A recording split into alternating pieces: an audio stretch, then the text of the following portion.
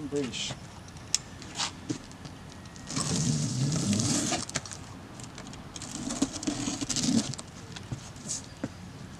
So today we're going to learn the proper way to open a box. And today we have an amp here, and I was afraid that it may have peanuts in it, so I brought it out here in the driveway. And I think this is a 5150 that is owned by Ryan Bruce of Riffs, Beards, and Gear fame. And we're going to take a look at it for him and see what we got. So let's see, where'd my knife go?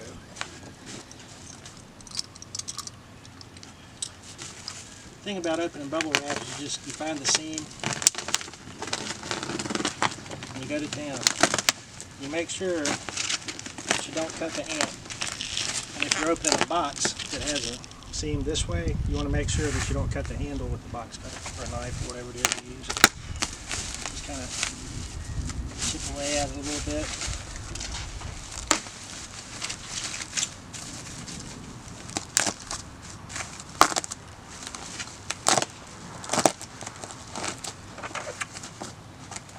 I heard that you get points for neatness, so.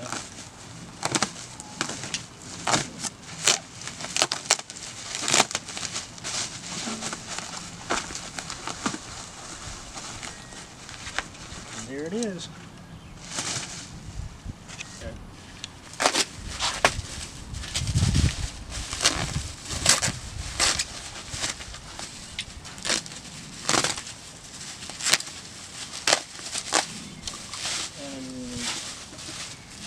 There she is. A nice clean block letter 5150. And let's see. Now I know I'm going to be replacing capacitors and a few other things. And it sounds like something might have came loose in there, but this is a JEA19 is the date code on it. Can't remember exactly what year that is, but anyways, I guess we're going to take it on into the lab and dig into it. Alright, and we're back, and we got Ryan's amp on the bench here. We got it sideways because it makes a lot of sense for what we're fixing to do. So anyways, it's a fairly early 5150 block letter, as evidenced by the block letter right here. The reason that was changed was because Electro Voice actually contacted Peavey and told them to basically stop putting EV on the front of the amps. They didn't really have a competing product, but it was in association with Electro Voice that was the problem, which is why they had to change it to the signature. As you may or may not know, the 1992 original that we're building today at Peavey is exactly the same amp, with the exception of having a rotary voltage selector, and it doesn't ship with Sylvanias. But anyways, this is a really nice, clean amp. He said that he had toured with it and basically just wanted to have it gone through and have some basic service done to it. It works, from what I understand. So we're going to basically talk about these amps, and I'm going to show you how to do all of the normal stuff that you would do to an amp that's 30 years old like this. There's a few basic things about 5150s that are pretty well known now after this much time with them in the field. And so anyway, this amp is it was built, let's see, that'd be January, the A would be January, the 19 would be 19th, and the JE corresponds to 1994. So January the 19th, 1994. To take these amps apart, you basically have 4 screws in the feet, really long 1024 nickel-plated screws. I think the Peavey part number is 315 00607 or 617. Wired inline cord, which is another difference between the new ones and this. And you have to take the back of it off with these 4 screws. And those are 315-00309s, I believe. So we're going to start by doing that. And I have a magnetic bowl here that I'm going to use for all the screws, because these screws are on this particular amp. The screws that they used in the production in the American production back then were actually oxide plated, and these were thread-like and oxide plated screws. They were really nice screws. So it's good if you can keep all the screws original too, and try not to strip any of the heads when you keep them to pull them out, because using replacement screws makes them look kind of cheap. And we went through the effort to match those up as best we could on the new models too. So,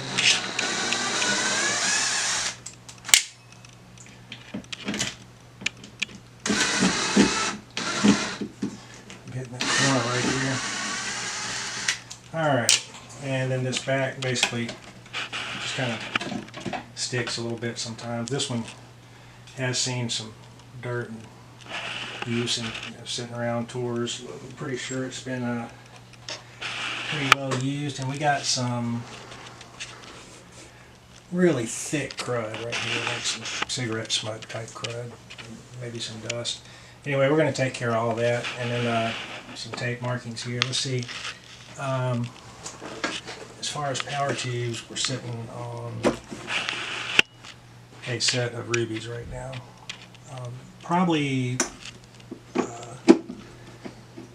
possibly from Peavey. That's the tube that we had in the service department for a long time. Okay, and so then another thing that usually is messed up on these that I'll probably try to fix on this if I can find one is these grills. Back in the day, they used to use a countersunk screw to go into a hole that didn't have a countersink on it. So that's something we'll probably try to find a replacement for there if we can. So on the underside here, there's something. Oh, that's cool. Something loose floating around in there. Alright. Next we would take the 4 feet screws out and drop the chassis from there. This has been a road case, as evidenced by the foam here. Road case foam. Let's see.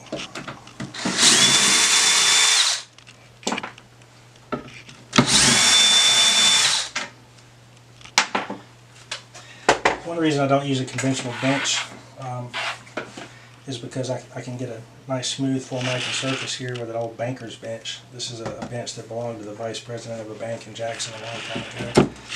And it's smooth, you can set things on it without worrying about them getting marred or scratched. For guitars I put pads down. Okay, so basically when you pull these chassis out, the best way to do it is to kind of just cradle a few of the knobs, 3 or 4 of the knobs there with your fingers. And then pull it up just a little bit with both hands at the same time and just kind of scoot it back. Usually you can get it past those corners without getting them off. The newer models, the construction is so much tighter that you usually have to pull a corner off to get it out. So the American ones were a little sloppier, but that was great for service because they were really easy to take apart. Okay, so what was that floating around in there? A lot of dirt. Anyway, we're going to clean the dust bunnies out of there and stuff too. So set that aside. Alright, and put it around here. Basically, we have a super clean amp. We're going to probably swap all these large filter caps here. Swap these. The yellow glue here, I'm thinking that was probably added after the fact, 'cause I don't really remember ever doing that back then. It's possible that it's stock, but it does have a bias rod on it, which we'll probably go ahead and throw a little trimmer pot in there so that you can have an adjustable bias and use a wider variety of tubes. We're not going to do any EL34 mods or screen resistor mods or anything because he wanted to keep it, like an original Black Layer 5150. So anyway, we'll get some parts rounded up and get to it.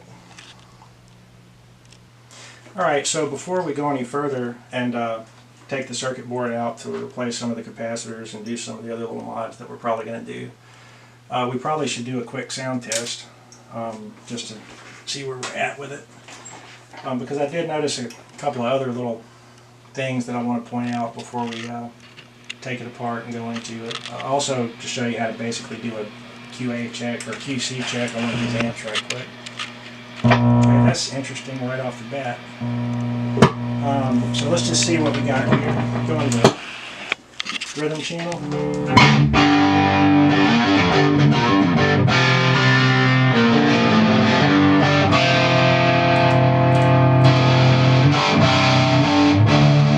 Bright crunch work.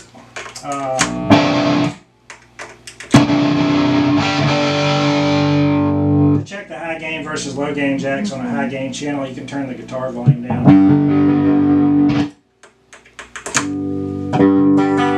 And you'll hear that difference in gain right there. This amp has so much gain that when you're in the normal gain jack or the low gain jack, sometimes it really doesn't sound a lot different between the two.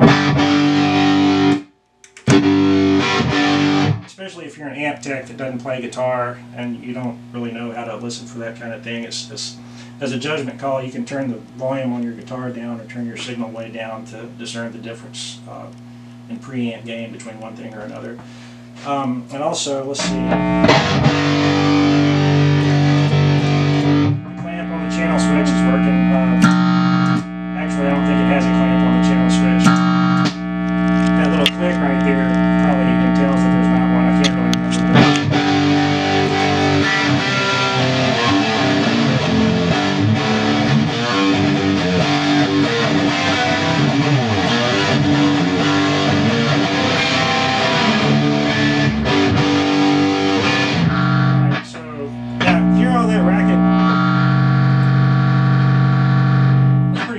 You have a lot of gain and you're sitting in the room with the speaker and all, but this amp has a different problem, and when we get it apart we'll know a little more. But right off the bat I'm seeing that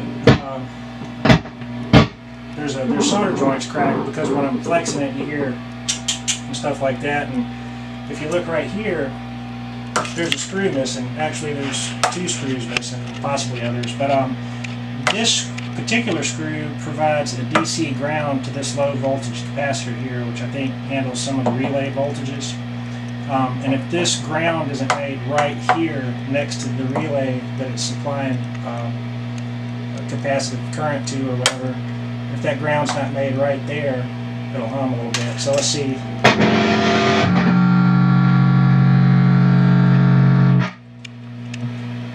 Yeah, see how when I push on that ground, it goes away when I lift it up. So that ground's not being made, and apparently Ryan went on tour with this amp without that ground being made. So we'll fix that. Let's go through the rest of it real quick and see.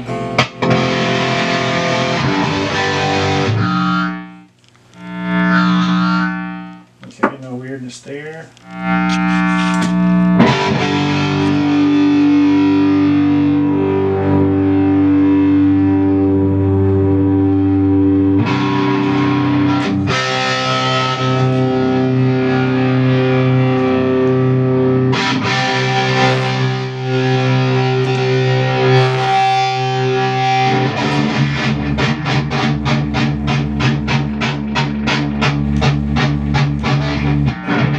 Checking all the knobs. The Resonance adds a big low end womp. You plug it into a 412 cabinet, you turn it up and down, you hear the low end come in really thick.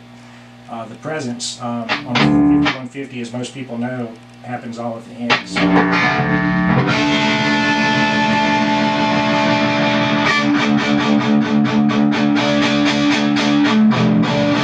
you see, everything's happening between 8 and 10 on the Presence control, which is a common thing with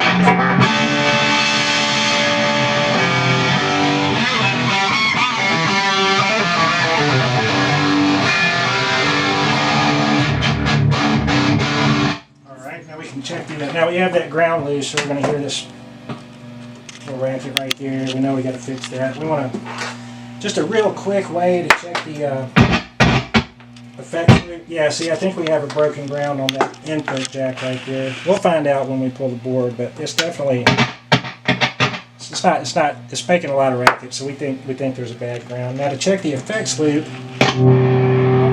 just plug the guitar in, play through it.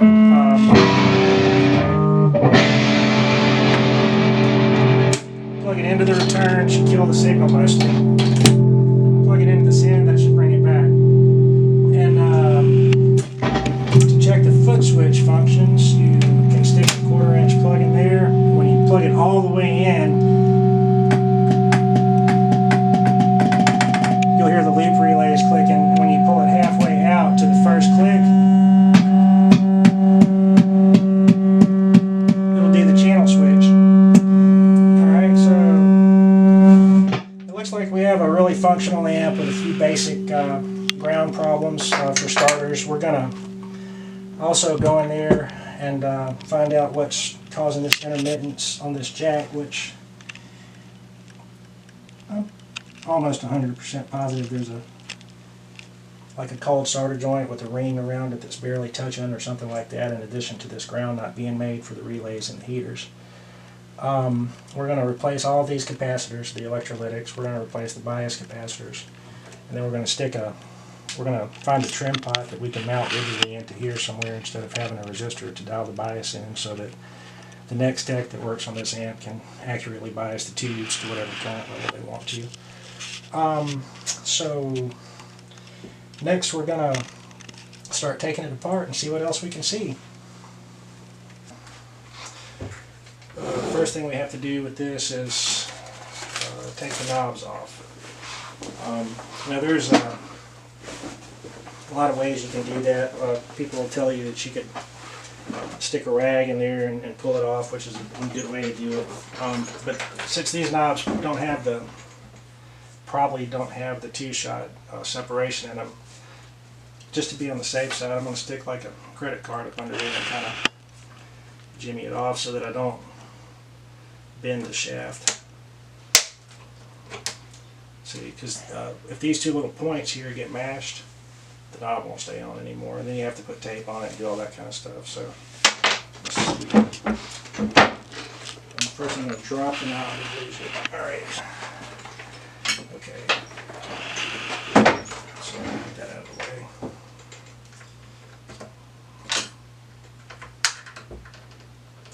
What's good about the credit card method here is that it won't scratch the faceplate like some of the knob pulling tools that you see. This screening on here is on the faceplate pretty good, but there's really no reason to take a chance on scratching it. Now, some of these knobs have had tape applied already because I'm sure that they were trying to fall off after the last repair, where some of the parts were swapped and the bias was changed. So we're also going to add a little bias potentiometer. I had these little Alps parts from the old days that usually make pretty good bias pots. You can put them in there and glue them onto the bias caps and wire in a bias pot so that you can, so a tech in the future could have a good adjustment for it. Now these nuts here are usually 3/8, and these are already loose, which is could have an effect on the noise actually. Some of the pots, the metal parts on them will pick up RF and induce itself into the high gain parts of the circuit, particularly in the pre-gain part if that pot's loose, but that one's pretty good.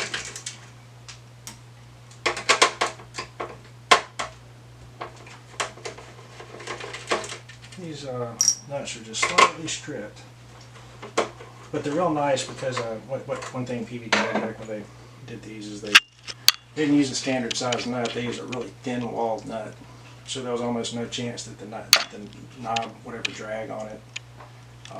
You know, you had a lot of options for things when you made them smaller like that. It's just kind of one of those touches that Peavey had. Now one of the things that was not so awesome, see that was stripped right there, so there's some pliers and just kind of loosen it up a little bit.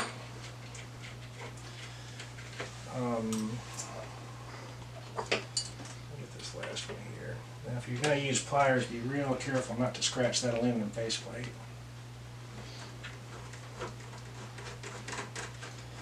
Okay, and then these 1/2-inch nuts and the jacks over here, these are extremely important too. They have to be real tight, and they have to make the metal body of the jack has to make a good contact to the chassis.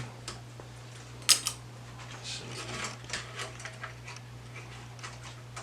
And the older parts were actually pretty nice, but if you look at this nut right here, it's actually punched and it's not machined like some of the old Switchcraft parts from the old days. But this washer is a nickel-plated brass washer, which is something you rarely see on amplifiers anymore. Most of them are much cheaper, hexavalent chrome or some sort of not plated at all. Steel, a lot of times they'll use. Okay, so the next thing you have to do, we're going to get this main board out of here is what we're trying to do. So these, I'm going to go ahead and cut these wire ties because we're going to redress these wires anyway before we're done. Have some things to talk about now. They have these round Molex pins right here that connect onto these posts. We're going to tighten those here in just a minute. But to get those off, you just kind of put your fingers on either side and kind of firmly jiggle it just a little, and it should pop straight off. But they do come loose. They're really awful for that, and we're going to fix that. Now, another thing I like to do is take this heater secondary wire off of the main bundle of wires for the primary. It's just kind of bad practice to tie secondary to primary. But now one problem, and here's the standby wire. We're not probably going to need to take that one off unless we have to clear. We'll tighten those pins anyway. Okay, so we got that free. This wire here is obviously going to have to come off. Now I did not discharge anything in this amp, but it does have what are called bleeder resistors right here in between the high voltage caps. And the purpose of these capacitors is to, anyways, they drain off any excess voltage that's stored in the capacitors after the amplifier is turned off. And it's nice if they're there because if the amp's been off for a minute or two, you don't have to worry about getting shocked after you open it. Okay, so we get this this wire off right here. We're still plugged in, so let's fix that. Alright, good job. Now, we'll talk about how to fix these Molex pins right here. When we put the amp back together, we'll do them all, but maybe a little hard to see, but there's a round pin, and on the inside there you'll see that it's a circle, and that it has a small opening at the bottom, which, you know, that's okay. This one looks like it's probably tight enough, but you have this little Molex tool right here is what we call it. It's for 0.93-inch round pin Molex connector, and you can use it to pop these out of this little plastic housing, which you may want to do if you want to solder the heater connectors directly to the board, which I'm not going to do to this amp. I'm just going to try to keep it as stock as possible, except for a couple of minor things.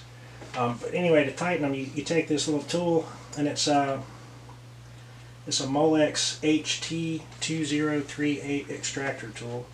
You stick it in there just a little ways around that pin, and you just kind of spin it like that. It tightens the crap out of that pin, and you do it to all of them, just the females. The males don't get loose, but for the males, you get on the female side over here, and you can do the same thing on the circuit board. Now, don't do it too much because it'll break that solder joint off the circuit board. So, in general, these don't flare out, but the ones on the connectors do because they're slightly thinner and they're made to give a little bit whenever they get plugged in. Okay, so the main board, like we talked about later, there's probably 8 or 10 screws. These two are missing, so I'm going to have to replace those when I put it back together, which is fine. We'll take these big Molex connectors off here. Now, one of the things that you see happen a lot on older 5150s, not from this era, not from this particular run, the earliest ones you don't often see it, but shortly after that they started to change the materials that existed on the, not on the connector itself, but I'll pull this off of here very gingerly, alright, but on the pins that were here, if they weren't plated with the same kind of tin, with the same percentage of tin then, or whatever they were plated with after the Rojas directive in 2007, which basically removed lead from all solder processes. The dissimilar metal between here and here would cause a corrosion when it was, when it was exposed to high current, like on the heater connections, for instance, that go over here to the power amp board. And that dissimilar metal situation there would cause an oxidation layer between them that would build up resistance and cause the heaters to not work anymore on some amps, which was kind of a interesting find for techs. The way to fix it, obviously, is to just solder a hard wire from one side to the other. But like I said, this amp's stock, it's fine, it's been used a lot. That problem doesn't exist on this one, so I'm not going to fix it since it's not broke. Now these other preamp connectors here, I mean, it's not the best practice to pull them off like that. You can. One other way to pull them off, like this really big guy right here, start with some really sharp pliers and grab that end, pull up on one side, pull up on the other. Go in by 2 more, pull up on that, go in by 2 more, pull up on that, 3, there. And that's how you keep from bending all these pins. You just jimmy it up from the outside and then move inward as you loosen it, and then by the time you get to the middle it'll be pretty loose. Just a nice thing to know, because they're generally pretty tight, which is good. You want them to be tight. You just don't want them to have the dissimilar metal oxidation problem. And like I said, that doesn't happen on the preamp part quite so much, but it usually happens over here on the power amp section because those heater connections draw quite a bit of current. Alright, now this is just really just doing this along slowly at this point. Alright, so good deal. Now, we're also going to look at the suspension here on this preamp section. We'll talk about that later, but to get this board out, we're just going to kind of form these wires. You don't want to make a real sharp bend in them. It's not really a good plan.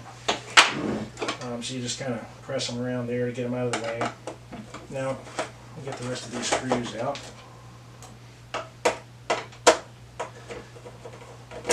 It always pays to have a longer screwdriver.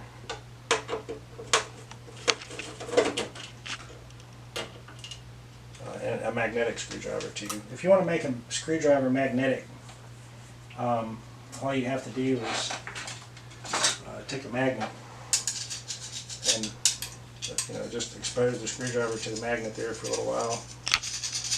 The stronger the magnet, the better, and it'll just start picking up things.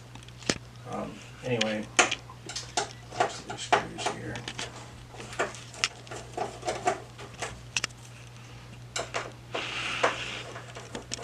Now, I don't design amps like this anymore at Peavey. Generally, everything will have all the tube sockets on the main board, and they'll be a 1/2 inch off the chassis. And there's a reason for that. It's because it's extremely serviceable. You don't have to worry about losing anything. It's all just a real clean design. You don't have to have a bunch of these cables, having problems with oxidation. But this one, it was different. And it's not a bad way to do it at all. It's just not preferred anymore. But basically, all the circuitry is on this main board, and the tubes are back here, where they're easily accessible if you're on stage, for instance, from the rear of the amplifier. If you had to do something like that really fast, which if you're not Van Halen's, not really a practical thing, but if you needed to swap a tube, it would be fairly easy to do. If you could identify the bad ones. So. There was that, and then the amp had a lot of gain, so the tubes could appear to be very microphonic, and when the tubes were microphonic, the amp would squeal more. So some of the ways to prevent that were by placing the tubes horizontally on a board way back in the back, and then compressing them in here with some foam tape, just so that they just couldn't really vibrate at all. And that's called parallel axis geometry. And Ronnie Goss and James Brown actually got a patent on that around the time this amp was, before this amp was done, actually, on the Triumph PAG, I think. Anyway, it was pretty cool. The downside was that you had to drag all your plate and grid and cathode traces. No, not your cathodes, those parts would all fit, but you had plate and grid traces for the most part on all these cables being dragged from the front of the amp to the back of the amp, and that kind of exacerbated the microphonics part. But what I found out when I designed the Invective 120 was that it also had a lot to do with the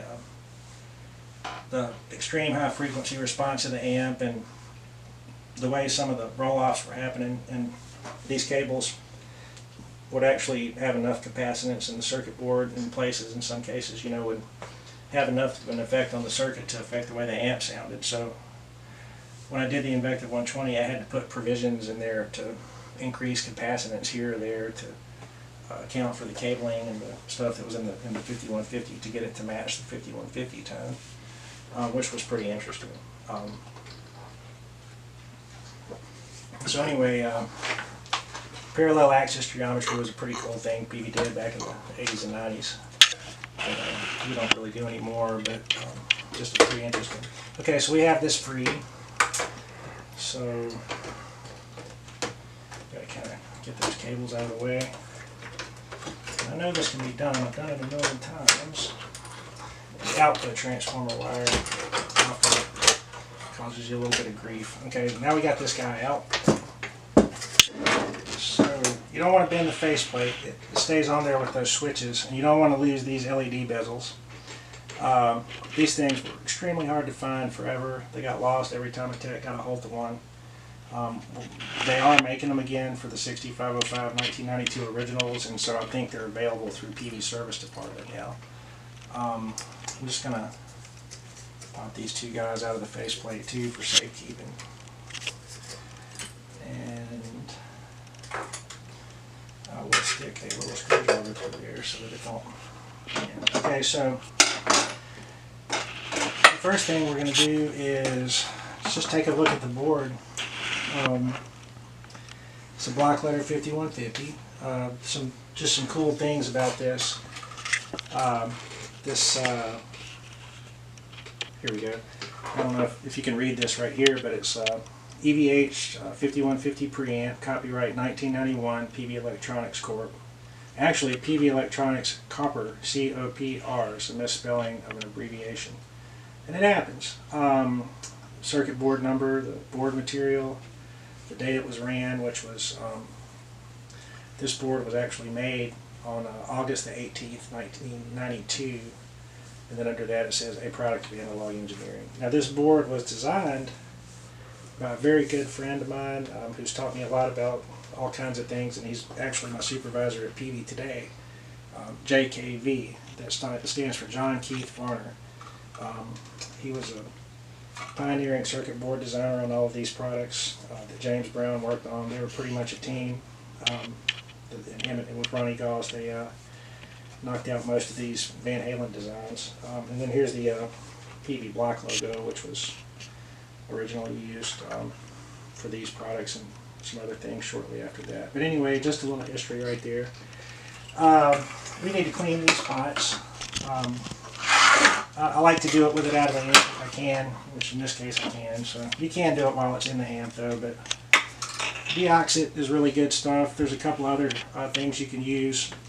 Don't use fader cleaner because it will eat the resistive element off the pots. But this little there's a little hole right here on the top of these pots for the most part. Now this has a combination of Noble and CTS pots and ALPS pots. It has a combination of all three of the types of pots that were used on these, so we'll talk about that too. This is an ALPS pot. ALPS was a Japanese potentiometer manufacturer, but I think these were made in Brazil. Anyway, ALPS made really good stuff, really smooth, free, nice, highly lubricated parts, really good. These brackets were like a Peavey thing, and these horrible 187 shafts, 187-inch shafts. And the only reason I don't like them is because aftermarket knobs don't fit on them. It was a standard for CTS that we'll talk about next. The real standard for knobs nowadays is like a 6mm spline shaft with 18 teeth on it. This was just kind of an odd shaft. It's hard to find knobs for, but that's what the Alps pots look like for the most part. They were usually gold. Sometimes they had a part number and a date code on them.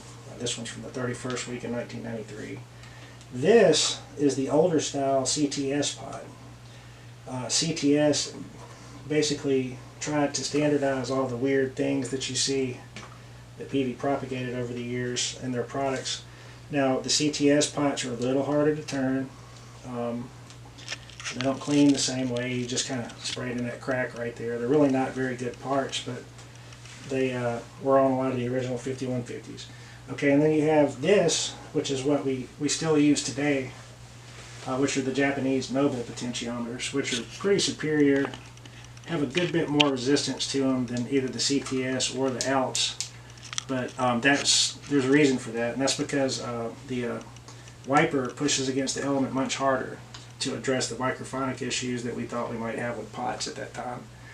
And at the end of the day, the microphonics of the tubes and the pots and all that stuff were contributing to why they were so hard to run with that much gain. But the biggest problem was the ceramic capacitors on this little board here.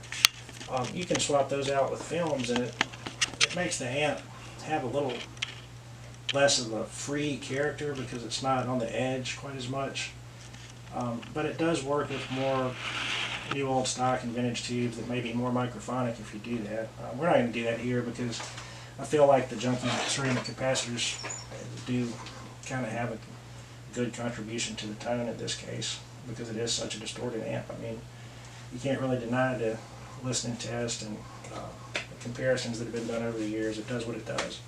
So we're not going to really mess with that too much. But as far as cleaning the pots, you just kind of stick that little straw in there, and sometimes it'll pop up at you. Then you turn it all the way from one end to the other, at least 5 times. That's it. Now, you really don't want to make a big mess like that if you can help it. Put a little blast in there, Alright, now these CTS ones are weird. Just kind of, but that'll get in there good enough to clean it. Alright. Yeah, dude, we got some. The out spots really, really nice pots. They just feel a little loose. There's CTS right there.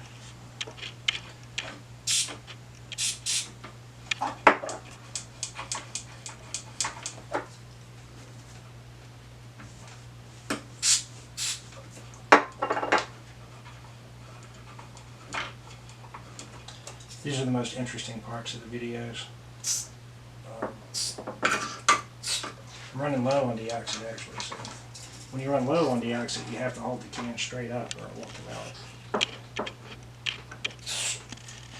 And there we go. Alright. And just doing a quick inspection of the solder joints. Sometimes the solder joints on the input jacks will break, or even the positive connections on there. These look like they have a lot of thick, heavy solder on them, so we're not going to mess with that. Things look pretty good up here. This is generally a really good board. Okay, but so let's see. Other things we'll see that are cool, like this little trace running right here, coming up in between. It comes up here and just stops.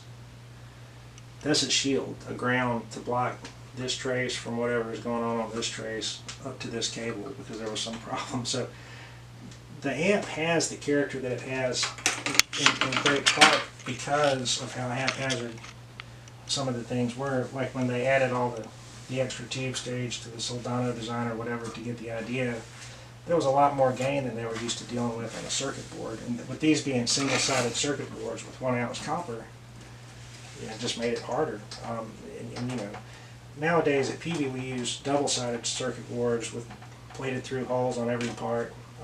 And we use double-sided boards because they're more common. It's hard to find a single-sided board these days, but we use 2 ounce copper to make sure everything's real solid, that we don't have any service or reliability problems with broken solder joints, for instance. Alright, so we'll do the heater fuse mod first. What I like to do is short the heater fuse, and no apologies, because if you notice it has a 1 amp fuse, a fast flowing 1 amp fuse. That's not right, that's the bias. The heater, that's not right at all. The heater has a 10 amp fuse, or a 5 amp fuse maybe on this one. But it drops a slight bit of voltage. It has a fast flowing 10 amp fuse. It won't blow. If you think about how a heater works, it's already basically a short circuit. This only protects you from a short circuit, so it's protecting it from itself. And anything that might magically fall on the board and short the heater to ground or to something, or to a high voltage, for instance. We want to get as much of that voltage to the heater as we can, so we'll leave the fuse in for aesthetics, but we want to keep that out of the circuit. You know, and we're going to tighten these pins. A lot of times you could solder these pins, take the Molex connector off and solder them, and that would help even more. Actually, that's one of the best things you can do. But just to make it less obvious, I'm going to stick it right here through these little holes on the fuse clip. And let's see here. Right there. Let's see. That one's not long enough.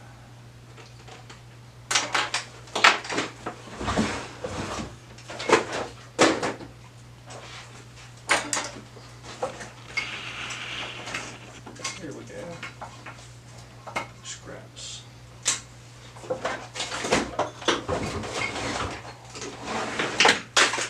Whoops. Okay, apparently I didn't need to do that. There we are. There's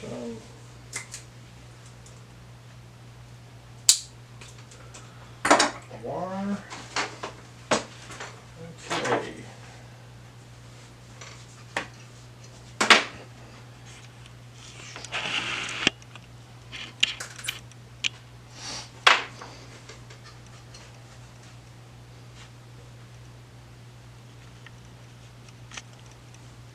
And the reason it's okay to short the heater is because if you do run into a situation where it's going to short on the board, it's going to throw the main fuse in the amp.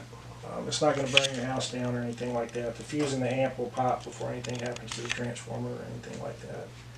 And the transformer also has a non-resettable thermal fuse in it. On the newer amplifiers, all the transformers have resettable thermal fuses in them, so that they don't have to be replaced just because the transformer popped, or because the tube shorted or something and stayed shorted too long and someone didn't fix it. I like to get a nice mechanical connection on this because it is a situation where there's current. You don't want to really rely on the solder to do a heater connection in any case. And we'll just got some wire ties here for later.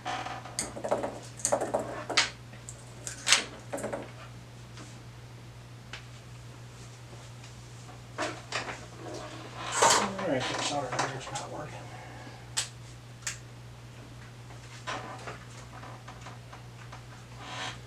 So, we'll try another one. What we got here? I have this little puny 35-watt soldering iron, but it will probably work. Until I figure out what's wrong with my regular 60-watt.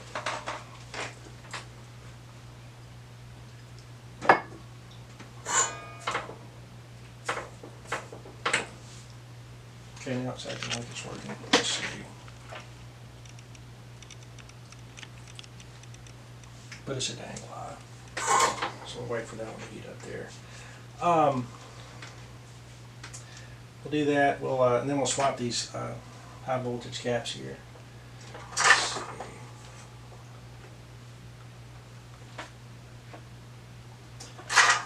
All right. Something's not going at all.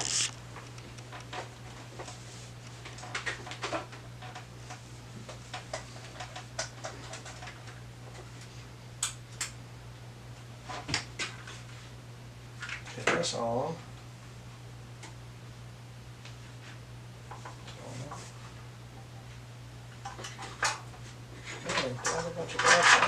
what?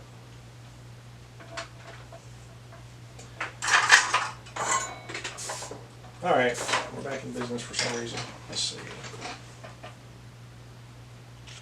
Okay. And we're just going to put the tiniest little blob of solder over here. This side.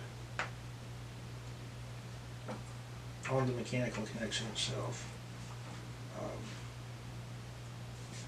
Just kind of, there we go.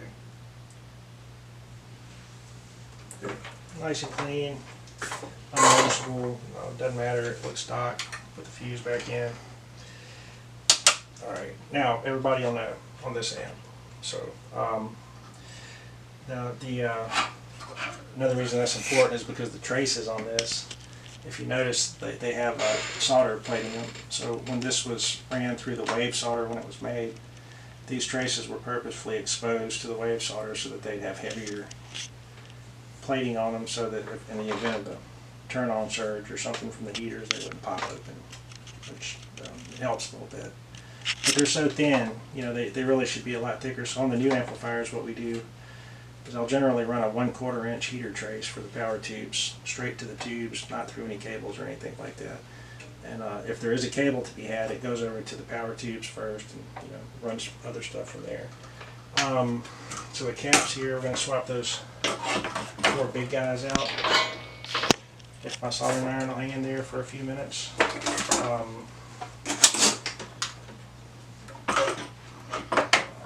Alright, so we are definitely going to need to do a better soldering iron setup for this. Let's see if this one is.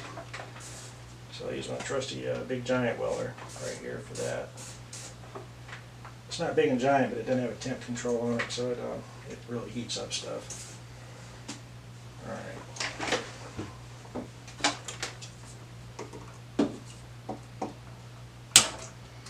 Gotta use a solder sucker on these boards because since they did have thin copper, when you apply a lot of heat to them, sometimes it'll pull that copper right up off the circuit board, and that's bad news.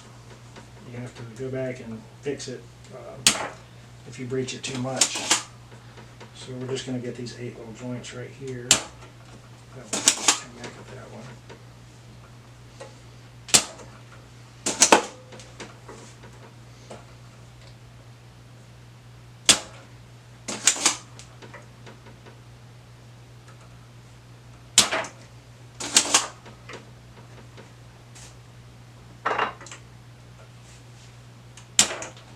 Alright, now, one good thing about not having plated through holes is it makes the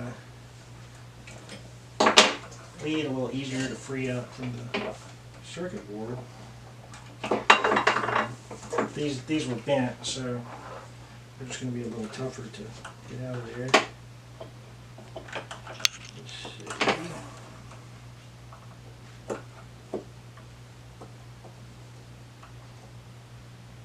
That one's already trying to look for me. Yep, I lost it. Let's see, no problem though. Pop those out like that. No plated through holes, so they're not gripping on. Now I didn't notice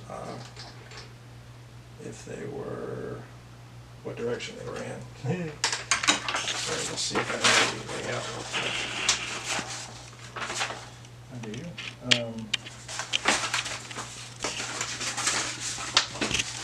The new one's going positive to the back, positive to the front. Okay, and that one's positive to the front, positive to the back. So I'll pop these out.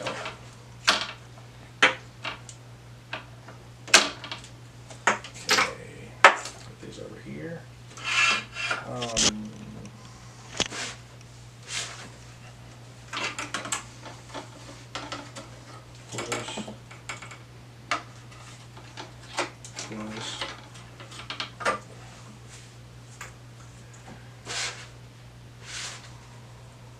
Now the best brand of capacitors, this comes up a lot. People, they diss Illinois capacitor, and there's a good reason for that. Illinois capacitor did basically sell out, start, not sell out, but they were purchased, and they started to put more inexpensive parts out than before from Chinese suppliers that made cheap caps. And during the early days, after which they were first bought out, everything was great. They had an American owner that was keeping the quality up named Michael Shade. And then at some point after that, he kind of lost control, and they started to just rebrand the cheapest stuff they could find. And that went on until about, I really don't know, but the newer stuff they're selling is a lot higher quality than what they had for a few years there during that period, which I guess would have been the 2010s for the most part. If you can find United Chemicon parts, I can't say enough good things about those. I think they still make some of them in North Carolina. Maybe not anymore, but anyway, they're really good. And if you can get those, you can pretty much rest assured that you're not going to have any reliability or quality issues if you're replacing an existing Illinois capacitor part or something like that. Now, these being all the same height, usually makes it easier for you to be able to do what I was trying to do here, but I need 20 hands. There we go. So I'll just lay those down there. Now I'm going to bend these leads over so they'll have a good mechanical connection to the board. Like I did that sometimes in production, but for the most part, you don't know. The easiest way to do it is to kind of take some pliers and get up on the top of that lead and just kind of bend it the way that it's naturally kind of trying to go, like that. Try not to slip. And then make sure you got them in right too, which I did 4 or 5 times. And of course we'll check that again and find out that I was wrong. So let me make sure I tighten all of them before I do that.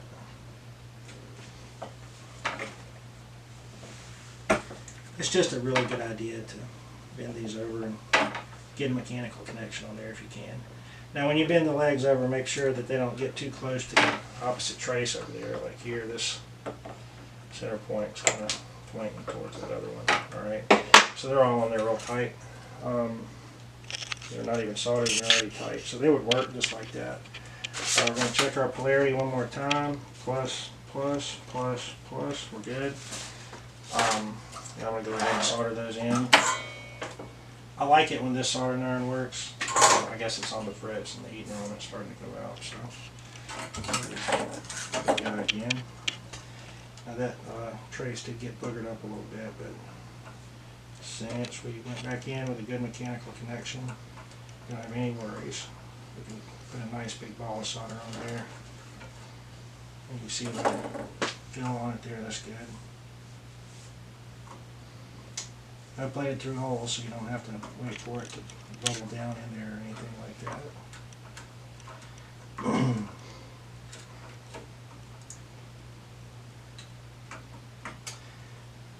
Okay. Nice. So the high voltage, the main high voltage bulk capacitors are in. Now we'll go over here and get these 3 guys. I think that's maybe your screen cap. I think that's the screen cap, and these are for the 12AX7 high voltage supplies. We're not going to mess with this low voltage cap here because we verified it's doing its job whenever we hit the ground with that. I know that these generally don't fail. The older gray Illinois capacitors with the 105 C ratings are really good parts. Alright, so let's see, we'll pull those 3 out. Now they have glue on them, but the glue is more or less detachable, so we don't have to really go through the effort of cutting it off with a knife or anything. We're going to put new glue on them after we're done. So go back and do the same thing we did before.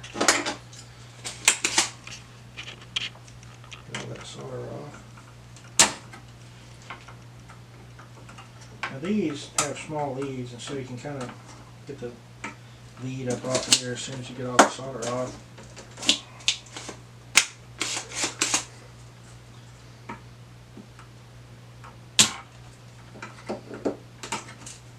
Like that. And then we'll just pull it right out of there from the other side. These 4 here.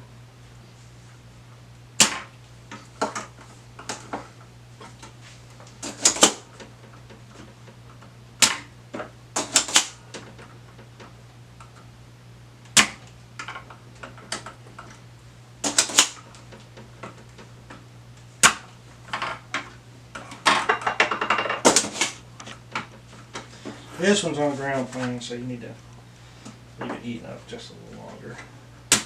But no chance of it tearing up the pad. Okay. So these three guys here. We're going to do the leads. I almost used this one for my heater.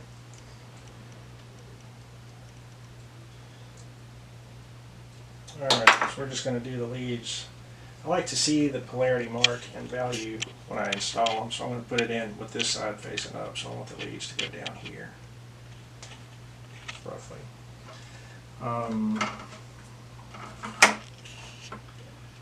And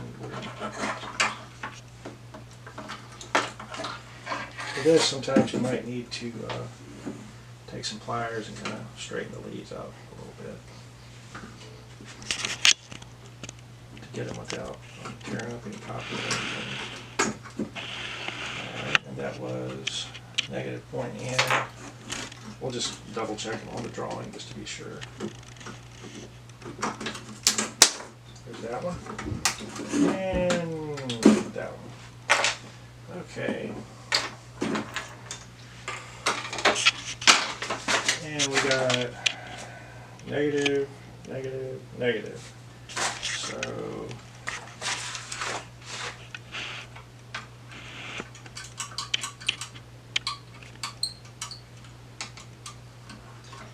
one thing is when you turn 50, you couldn't see very well before. You'll definitely not be able to see very well after. Get that old glue up off of there. That's kind of some of it off of there anyway. That right there is not really hurting anything if it's stuck really well. But so that we're going to bend these leads kind of in like that. And negative, negative, negative. So this negative will go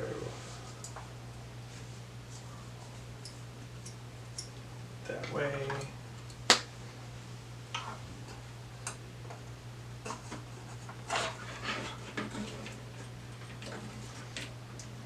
You don't want these leads to have too much tension on them. You want to leave them kind of, just a little bit of slack there. You want the glue to do its job. You don't want the solder joint providing the stability itself on a part that has any weight to it. And these capacitors aren't very heavy, but over 30 years' time they get moved around a lot. And I'm sure that. Okay, so negative, negative, and negative. If I'm going to mess up one thing on a repair, it's going to be put the cap in the right way the first time, just so that it can blow its spoo all over and make a big mess, and we don't want that today. We just don't need that today. So before I solder these, I like to go back and make them kind of neat. You can do it after you solder them if you want to. I generally keep these little pieces of wire and have a few of them laying around on my bench over there to do things like that heater mod that we just did.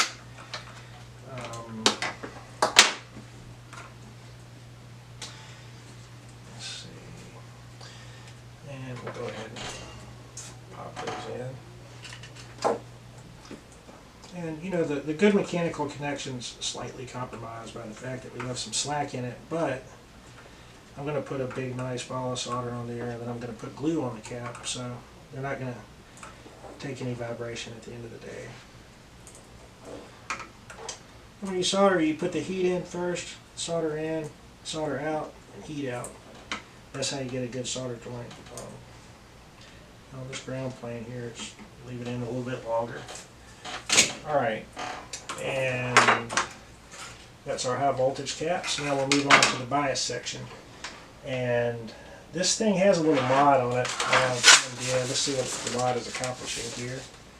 We have R66, 67, and 68 in here amongst those capacitors. The cap that we would want to, the resistor we would want to full width to change the bias plot would be, well,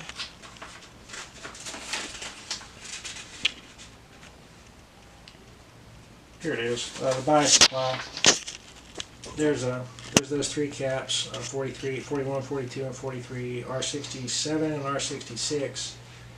Make a pie filter off of this half-wave rectifier. So we'll just put a bias pot in series with R68. So we'll cut one side of R68 and put it right in series with that. And for the pot, you don't want the wiper to send the bias voltage out by itself because wipers fail sometimes. What we'll do is we'll hook it up like a rheostat and put 50, we'll probably use the 50K, and then just hook it up like a rheostat so that you can get a wide range of less negative bias voltages. Without the adjustable bias, you're stuck with about minus 60 volts. The amp doesn't draw a lot of current when you do that, which that in conjunction with the Sylvania tubes probably had a lot to do with the original sound of them, but I prefer to have a bias control on there because in practice when you can put a matched set of tubes in there and set it to a hotter bias, you can get less crossover distortion. People generally prefer that. But for this one I'm going to put the stock unmatched set of Sylvania STR 387 since it's for Ryan and I want to do him a big favor here. I think he'll really dig it. If not, he'll have his original tubes he can pop back in. So R68 is the last one, I think. How can I lose that?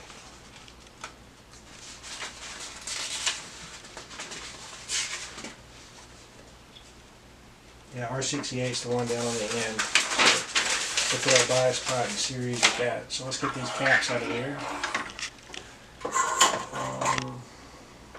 Yeah, that's on an iron's dead. We're not going to fool with that one anymore. I'm going to have to probably break down and get a nice temperature-controlled one. We're done with this, so let's get this out of the way.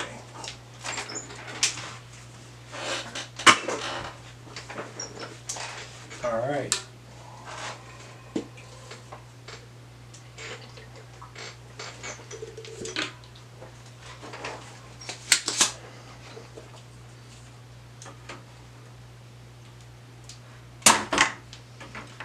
Now, you can even use the solder sucker itself to lift the lead up if you're slick.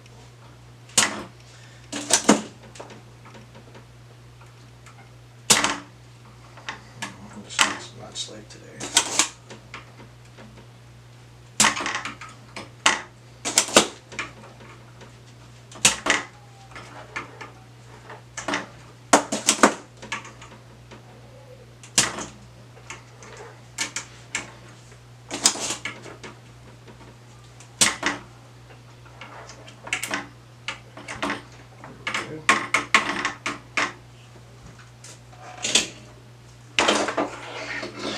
Now these guys are all glued together, so we probably will have to take care of that. My red screwdriver is missing.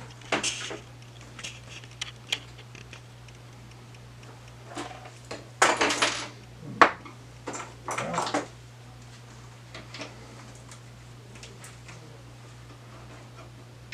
there's a resistor under there that I don't want to remove. So I'm going to have to leave some of the glue.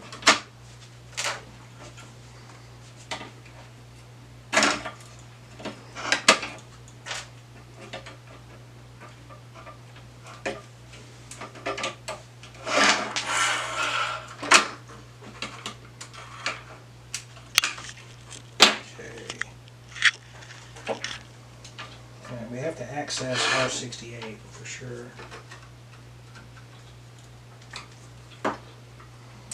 Now, what's interesting about this is that some of the glue on this last bias cap has been hot.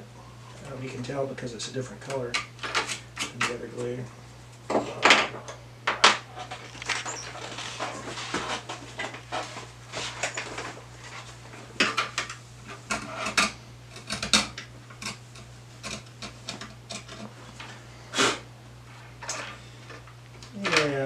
We're not getting to that resistor per se, so I may just have to, oh, there we go.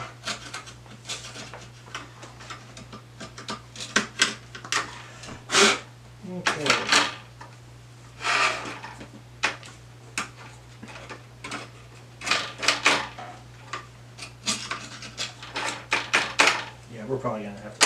I got it to you.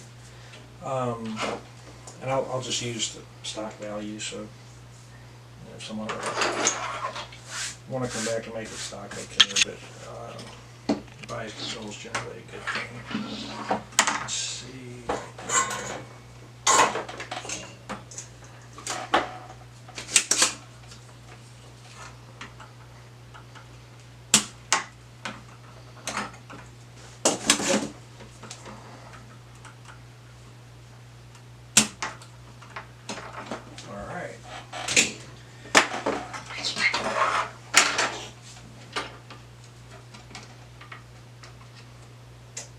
There it is.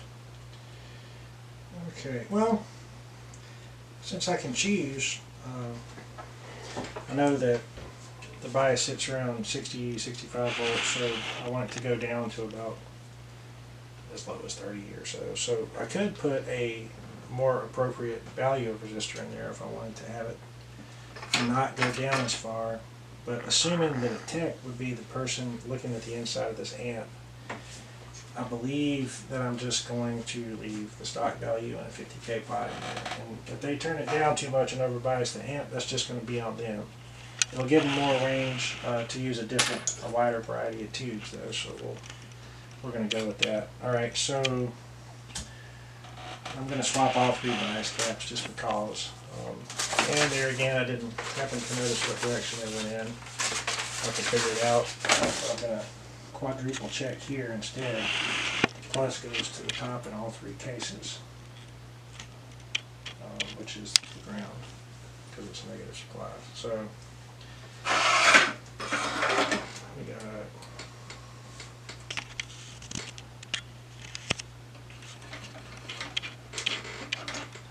positive, and again we're going to bend the leads inward on these.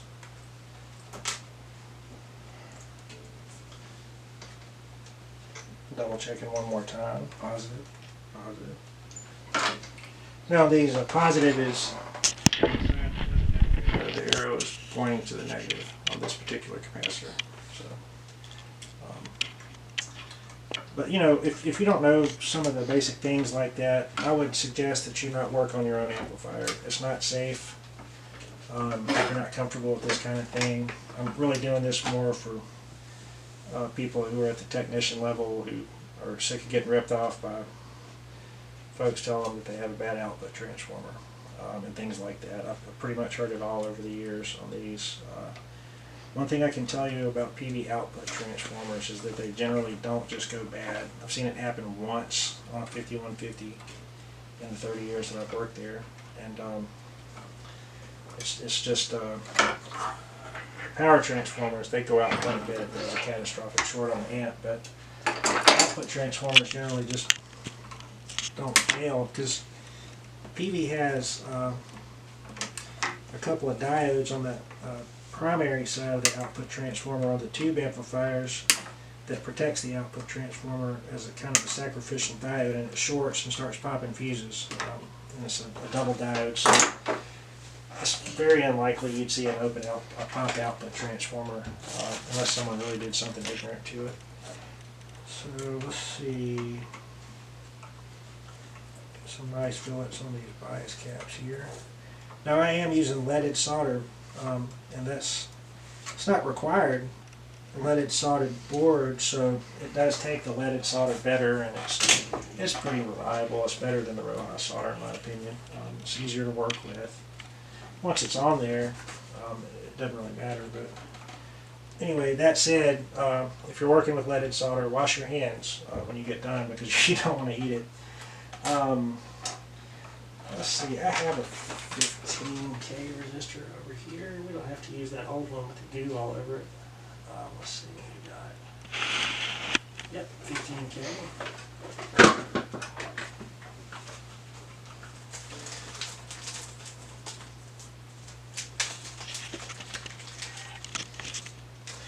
And I don't know if I said this before, but I'm not apologizing for being slow on this video because we're doing this in real time. I'm not trying to make money on YouTube or accomplish anything other than just to let some people come in and work with me on the bench to see, you know, just how this stuff kind of happens when you're doing it in real time. And fortunately I was able to get a hold of Ryan's amp, which is good. Okay, so we're going to leave the ground side connected with the pot in on the put them in the positive side. So let's just go on and get this little lead in there. I'm going to leave a little bit like that.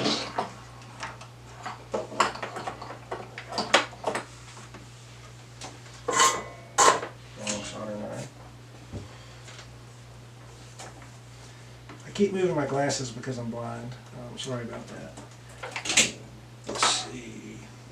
Not legally blind, but I have the 50-year-old thing where you have bifocals and they don't bifocal anymore. There's a third area that doesn't work for you. It's wonderful. So that little guy's in there. Now for the bias pot, what I like about this one is it has these little tabs on it here. And I'm going to rest it right on the edge of that cap. And we're going to put our glue around it. It doesn't have anything coming through the back for the shaft to stop, so it's good. These pots are nice because you can put a lot of glue around there and goop them on. And I'll have the one side of this resistor mechanically connecting it to one leg. Then I'll have the pot hooked up like a rheostat, and then the other leg will go through it with another piece of wire straight into the board right there. So it'll be a pretty good mechanical situation for the bias pot too. So we need to clip this little dude right about there. Give her a little hook.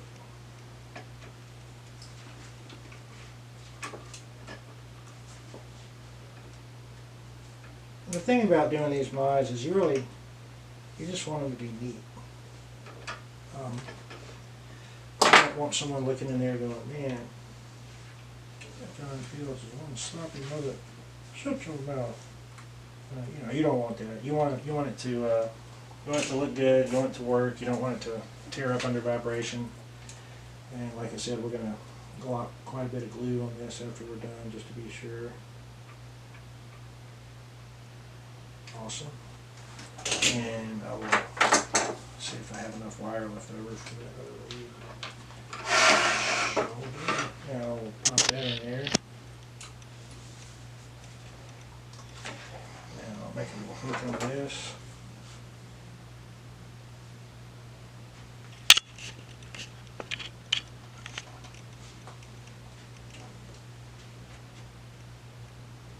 Down right there.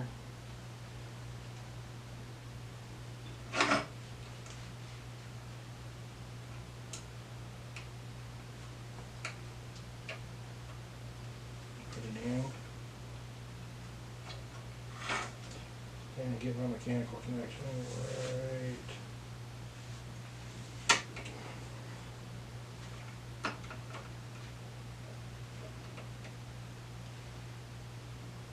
there.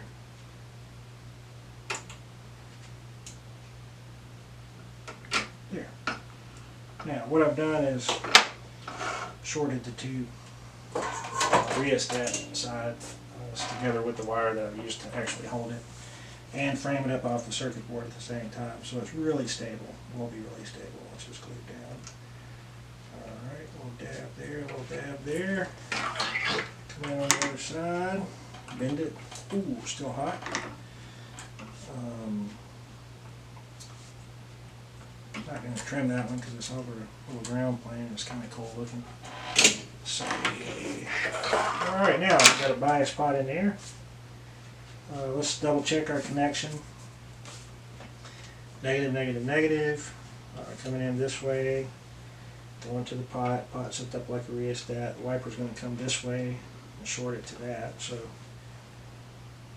that is more negative and more positive. So as you turn it up, you go more positive. As you turn it down, you go more negative. And then the limiting resistor of 15K, which is the stock value, is here. Okay, so I'm going to glue that little dude down.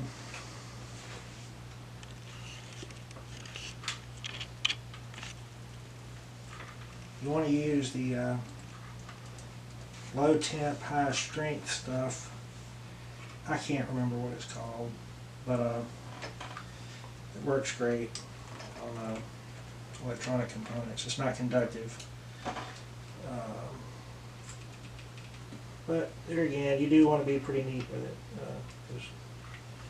It's just good practice to be neat. Maybe a little neater than that. And I'm going to put a little bit down here at the resistor on those caps. Okay. And then I'm going to go back and put a little more on the caps. The other two caps. This one I'm just going to kind of go back over the old glue since I know it's on the board really well. Okay, and then I'll inject a little bit on the bottom. Maybe around the old glue. Okay, not too bad. It's also not bad to put just a little run of it right there on the edge of some of the big caps. Just right on it. Put it in the corner right there, just on one side, just a tad. That's really all it takes. It's really not terribly necessary, but just makes me feel a little better.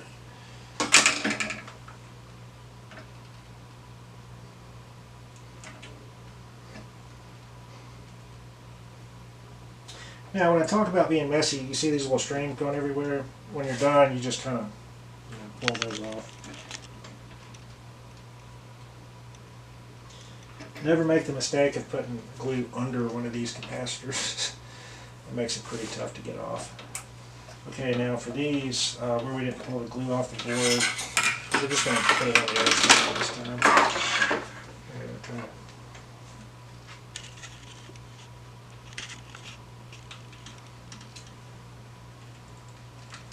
to not put all the glue in the world there. That's what we want to need. Okay, I'm going to need another glue stick.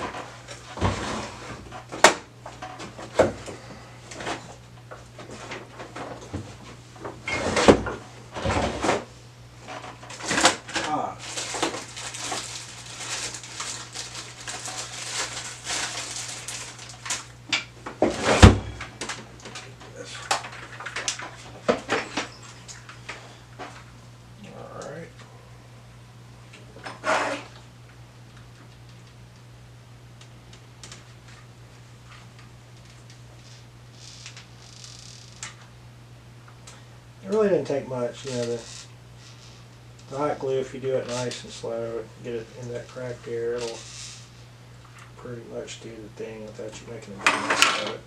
Alright, so, I think we're done with that. Let's get this one on the other side just for fun. There we go. This one while we're at it. Okay.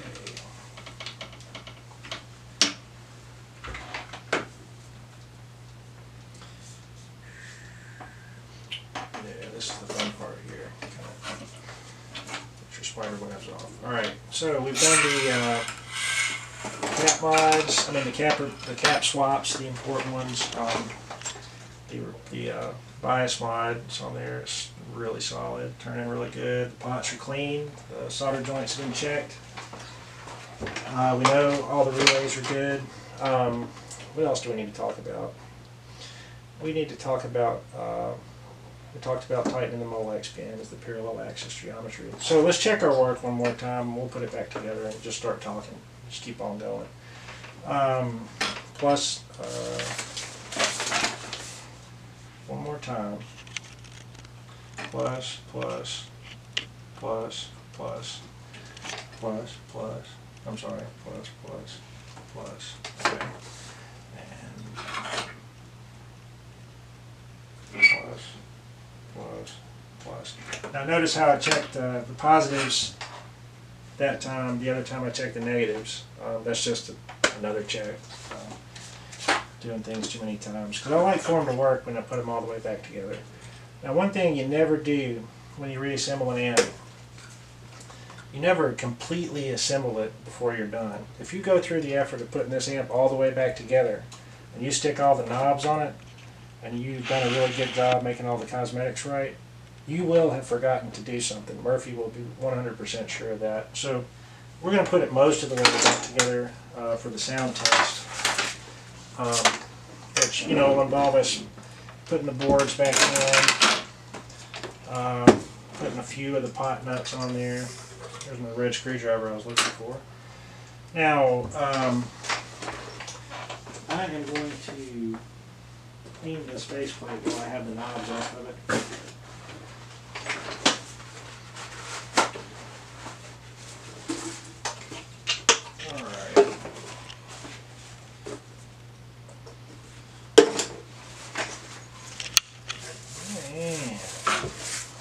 Because the funk gets under the knobs and it doesn't really do a lot for the cosmetics of it. And if you have the knobs off and the pot's out, it's a good thing to just see, get some funk off right there. When you do something with alcohol, you always go back over the dry. Like that. Okay. Nice clean block letter faceplate. And we'll pump the other second board in. All our solder connections are made.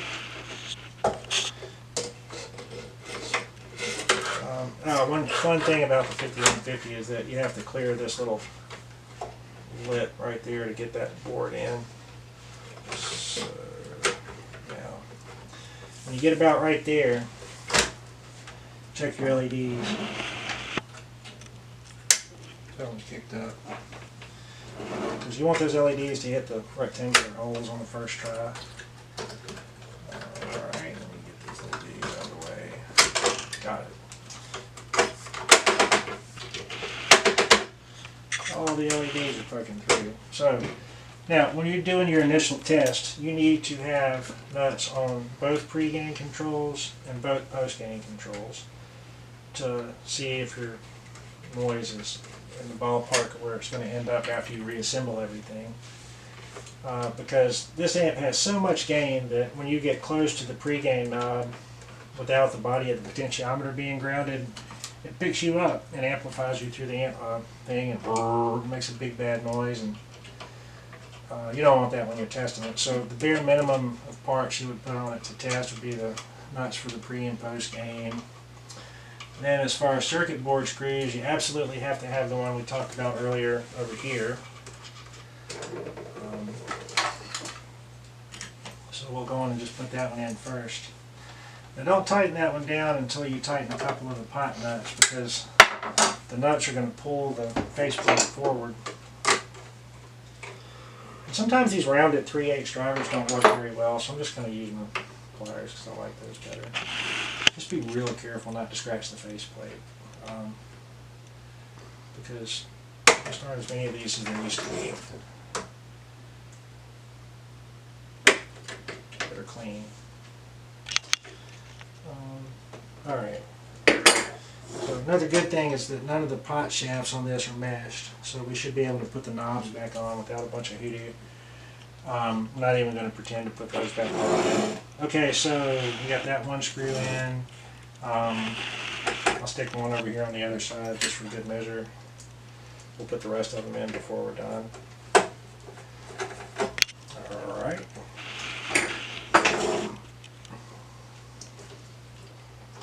We will reconnect these.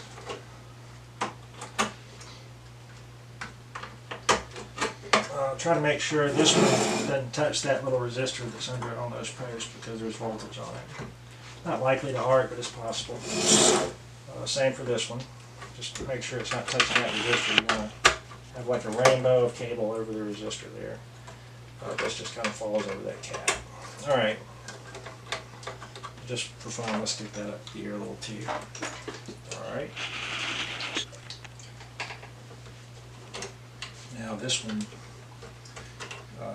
we like to kind of do something like that.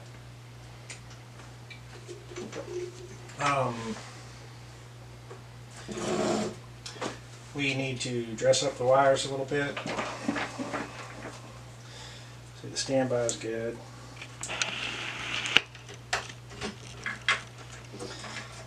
What I like to do is basically just untangle the mess that production did They didn't usually do them very neat. Every now and then they did, but it wasn't a real common thing. And I'll just kind of grab them right under this connector here and just start doing a little bit of a clockwise twist. No specific reason why it needs to be clockwise, it's just I'm right-handed.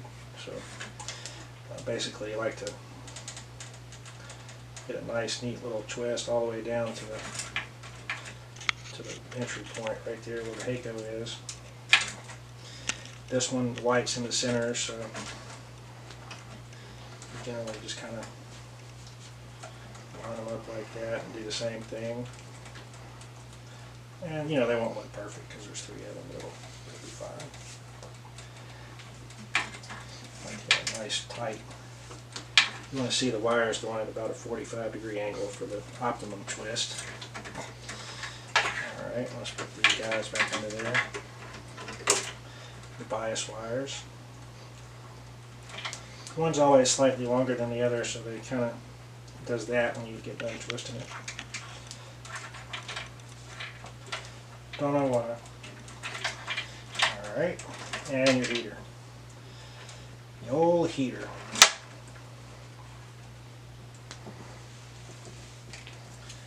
Someone twisting counterclockwise. I just can't deal with that. Alright. These are like 14 or 16 gauge wires, so they're a little different. A little tougher. Alright, now let's make sure all our Molex connections are tight. This heater one's pretty loose. That one absolutely has to be tight for the heater to get its full voltage. Now, there we go, it's all closed up. And now, Peavey did another kind of interesting thing here. Not terribly right, but these, if you look at the Molex pins, you'll see there's 2 males here, female, male, female, and then some dissimilar male and female, and then another set of males right there. That was so that it would be more difficult to plug these up wrong when you went to put it back together. Nowadays we use spade lugs on everything because they're a far superior connector, but you have to pay more attention to where you hook them up.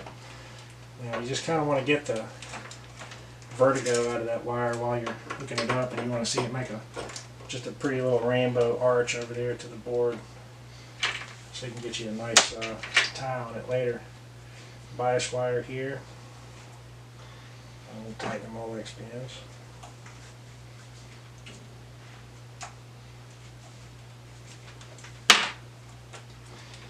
Put that little guy right there. I like to have the arrows on the connectors pointing that way. There again, doesn't matter. It's just a neatness thing.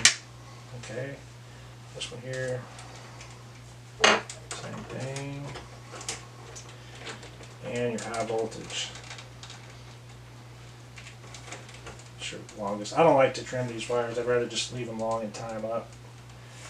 You know, if you wanted to trim them to make them neater, you could, but we need to fix this one. Tighten it up. Tighten it up. I forgot the low voltage one because it generally doesn't matter, but because it's got 2 female connectors, but the one in the center is the ground. It could come loose, that would be bad. So there. There. Nice little rainbows going on. Arches of wire. Okay. Leave that like that until we get ready to tie it up later. Okay, so this one, I like to kind of just put one twist in that one and run it this way. But for now, we're just going to clip it up. Now, when you put these Molex ribbon style, you know, large ones on there, make sure you're not off by 1 pin. Because if you hook this up off just a little bit, it'll have high voltages on grid traces and all kinds of horrible stuff. So make sure that there's no pins showing after you plug all those up. Alright, and we need to talk about the tube sockets. Another thing that you will want to do, ooh man, that's some case foam right there.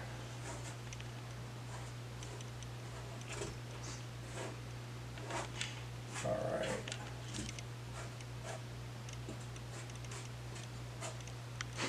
Anyway, So let's pull these guys out. They have these spring clips on them. You just kind of push them back a little and gently wiggle the tube out of there. We're going to send Ryan his good, awesome Chinese match tubes back so we can do a comparison sometime. But I'm going to put some Sylvanias in it because I just think that'd be really cool for him. I know they're going to sound great, and because that's what they do. Let's see. Now, one thing that happens with the tube sockets here is that they sometimes when you put different tubes in there, the pins will be larger or smaller, and we're not going to go too far cleaning this, but we do want to get some of the crud off of there. Another thing you want to look, had a technical difficulty right there. To tighten the tube socket pins, it's good to have like a little awl or something, like a little kind of little thing, like a pick or something that you can use, like something like that. These look like they're all nice and tight, fortunately. But what you would do if you wanted to tighten one is you'd stick it in there on the edge, kind of on the outside, and just kind of, you see little openings in it, and you just kind of mash them closed. Take your pick in there and hit it from both sides. There's like a triangular shaped thing, and you just want to kind of mash them closed. Okay, like I said, these look like they're really good, so I'm not going to go through all that with these, but I think I am going to go ahead and pop the Sylvanias in there while I'm at it. Alright, so we're back, and I had to take a hiatus to get ready for a gender reveal party that we had last weekend that thankfully now is over. So anyways, in the process of messing with this amp, I decided to go ahead and match a matched set of Sylvania STR 387s for fluff since I had them.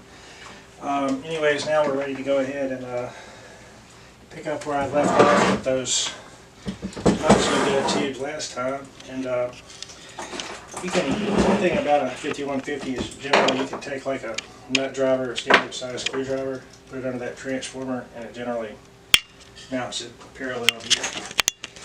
Perpendicular to the table, I should say, which is a pretty good service feature for 5150s. Now, when you put these tubes in here, you'll want them to be you want the clips to be on them, basically, and these tubes have had clips on them before because they've been installed in a 5150, more than likely. If not a mace or something like that, but the tube sockets they used back then always had the same orientation to the clips. Let's see, so basically we'll line the key up with that one, and now if these clips don't grab onto the plastic base right there, you can just kind of tighten them up like that just a little bit. It's really not a bad idea to just kind of tighten them up a little, but don't bend them too much because they're made of spring steel and they will snap. Anyway, let's see. Now to put them in, sometimes it's easier to spread those a little bit. And we'll just kind of do that. Alright. Now I tightened these pins previously, or they didn't really need to be tightened, but if you are going to put a set of JJ6L6 tubes in one of these amplifiers, you should be aware that the pins on those tubes are generally smaller than most other 6L6s, including Chinese and American. And in that case, you may have to close those pins up a little bit before you can reliably use a set of those. I mean, in reality, though, the best thing to do is if you have these old sockets with the rivets in them, and you're not worried about keeping an amp historically accurate or anything like that, Peavey sells a circuit board assembly that'll retrofit into this that uses 632 screws that thread into the flanges on the sockets, and it holds them in really well. It also has 700 ohm screen resistors integrated onto it, and the rest of it plugs up to the existing Molex pins and all. I generally would tend to repair them, but if I were going to use the amplifier, I would rather have the sockets with the knife edge contacts on them because they're so much easier to repair, especially in the field. Okay, now we have the power tubes in it, so let's put it on a low, and we're going to go with 16. Got my scope on. Fire in the hole. Flip it on. We'll just kind of take a look at the heaters there, and everything's coming up. Now, previously we tested these tubes, and there's a separate video on that you can go back and watch. So basically, I just had a real simple test fixture and put these tubes in it and verified that the idle plate current draw was roughly the same for all 4 of them, within 4 or 5 milliamps anyway. Okay, so time to warm up there. Let's check a couple of voltages here. Now I'm not going to measure the bias current on these per se. What I'm going to do is I'm going to put it on the scope, and I'm going to adjust it for a specific amount of crossover distortion since I know I have a matched set of tubes. Now let's see what we have here.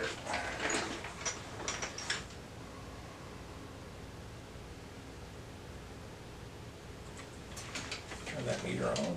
That would always help.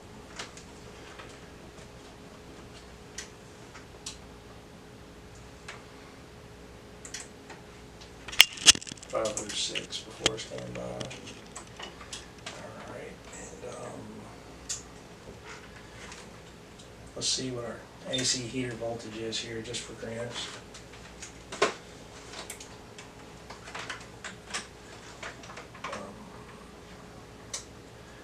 We'll check it at the last tube.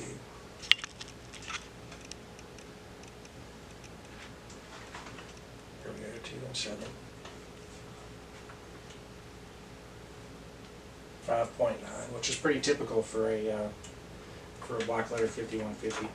And you'll see, this is what's interesting. It'll be, here it's 5.9 volts at this last tube, where the heater voltage has gone all the way through here and over this cable like we discussed earlier. And then on the input side of over here where the wires come in, we got 6.4 volts AC. So even though I shorted this fuse with a wire, which I'm never going to apologize for doing, we're still dropping a half a volt over these traces, which is what these amps do. So we're not going to try to improve upon that since it is a black letter 5150 and there is quite a bit of lore associated with the way it works, and I have to assume that that's going to make it more original, basically, to leave it alone. So I'm not even going to bother trying to improve on that too terribly much. But like I said, if I were using the amp and I weren't sure if I had the dissimilar metals issue on the cable, I would probably solder these yellow wires to the connectors. I would hard short the fuse. I would solder a wire from here to here on this circuit board. 2 hard 14 or 16 gauge wires directly from the pads on the board to the pads on the other side of the board. And I also noticed that I have a what appears to be a loose or flaky LED here too. Let me see if I can address that really quick.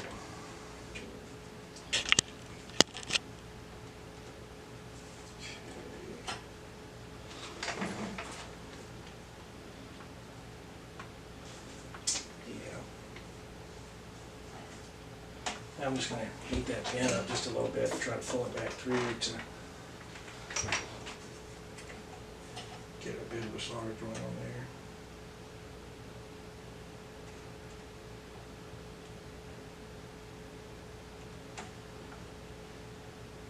Okay.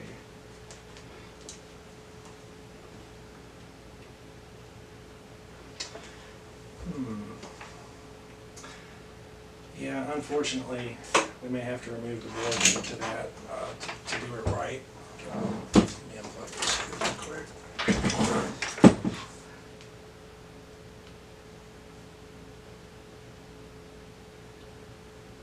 Yeah, I think I can again, picture from here. It's not loose. It's a little,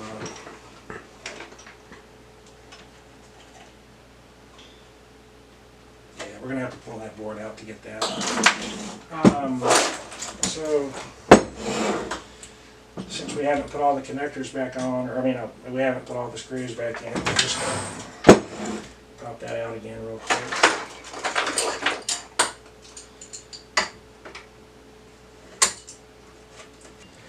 Alright, we didn't show the resoldering of the power LED, but I had to pull the board back out and fix both solder joints on that because they were both broke. So now since we have that much there, we know we have a good set of tubes, we know the amp worked before, we're going to put these LED bezels back on. These things are like hen's teeth if you need them.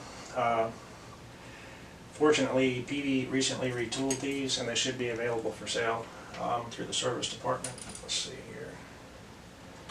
To get them on, you just basically kind of slide them around the LED, and there's like a little thing in there that kind of aims the lens right where it needs to go. Anyways, if you take one of these amps apart, you don't want to lose these.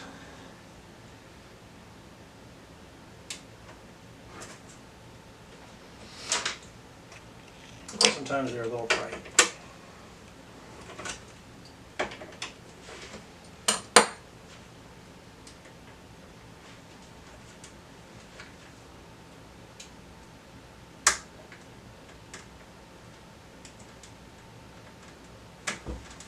There we go.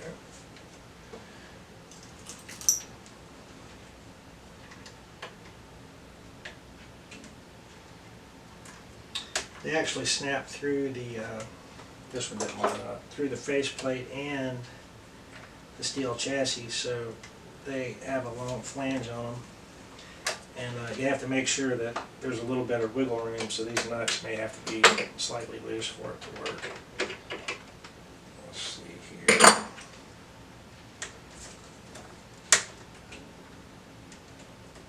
There we go. Okay, and now that we have the bezels installed, we can start going back through and checking some of the functionality here.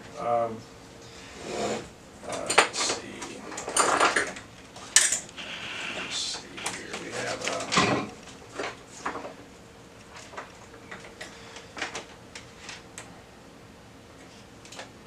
where's that fly again?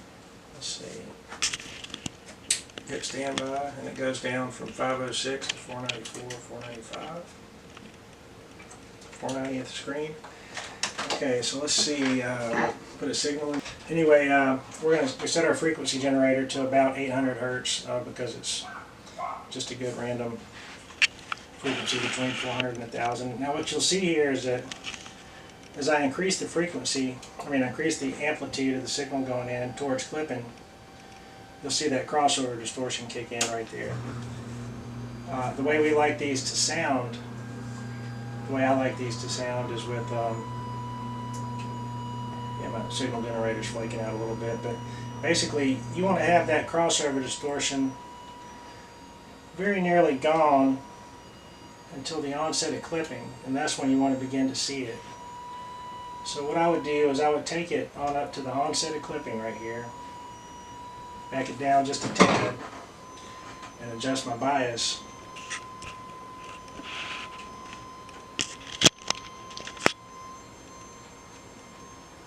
To just dial that crossover distortion out, just to where it's not terribly visible. And then run it down a little bit, and you'll see that it's nice and clean, and then when you start digging into it, you get your crossover distortion. 120 to 130 watts or so. And that's what we like to see. Now, I can safely say that this amp's biased at around 26 milliamps, having done that, 26 to 28 milliamps at idle, which is where I like them best. So I'm going to leave that bias sitting there for Fluff to check out, and if he wants to have one bias it colder or hotter later, he'll have that option. So anyways, now we know the amp's working. We got our power amp going, and signal generator's flaking out a little bit. We have a pretty good bias situation there. Now what I would do is basically a pretty quick sound test. Let me put it in standby, switch to a real speaker load here.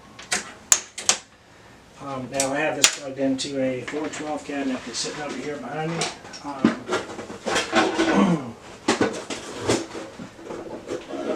I'm never quite as prepared for these videos as I like to think I would be.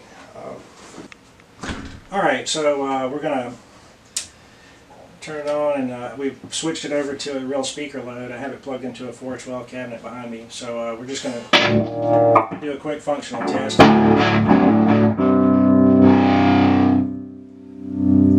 Nice and crunch. Bright. EVH.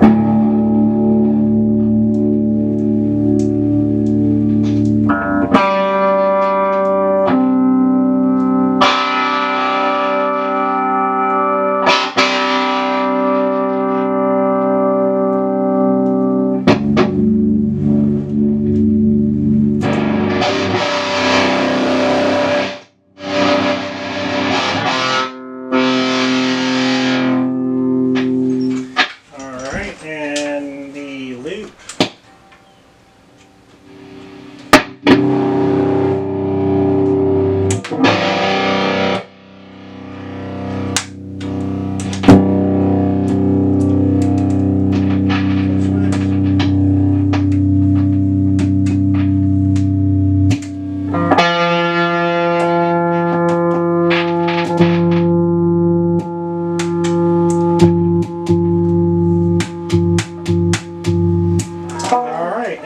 Is totally functional. We'll do a real sound test after we get it put back together. So some tricks here are that you want to make sure that the shafts on the pots aren't mashed together, because when you go back on there to put the knobs on, they won't stay. First we'll put these nuts back on.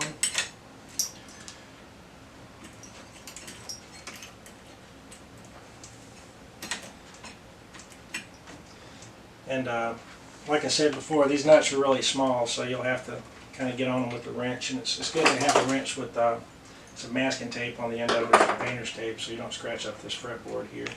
I mean, not fretboard, faceplate, you know. Some of this old tape's coming off where the knobs were stuck on there before.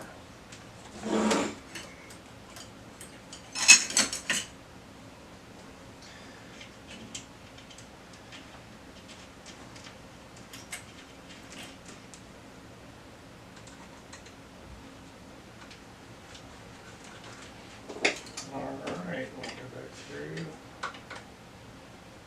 Careful not to scratch the faceplate.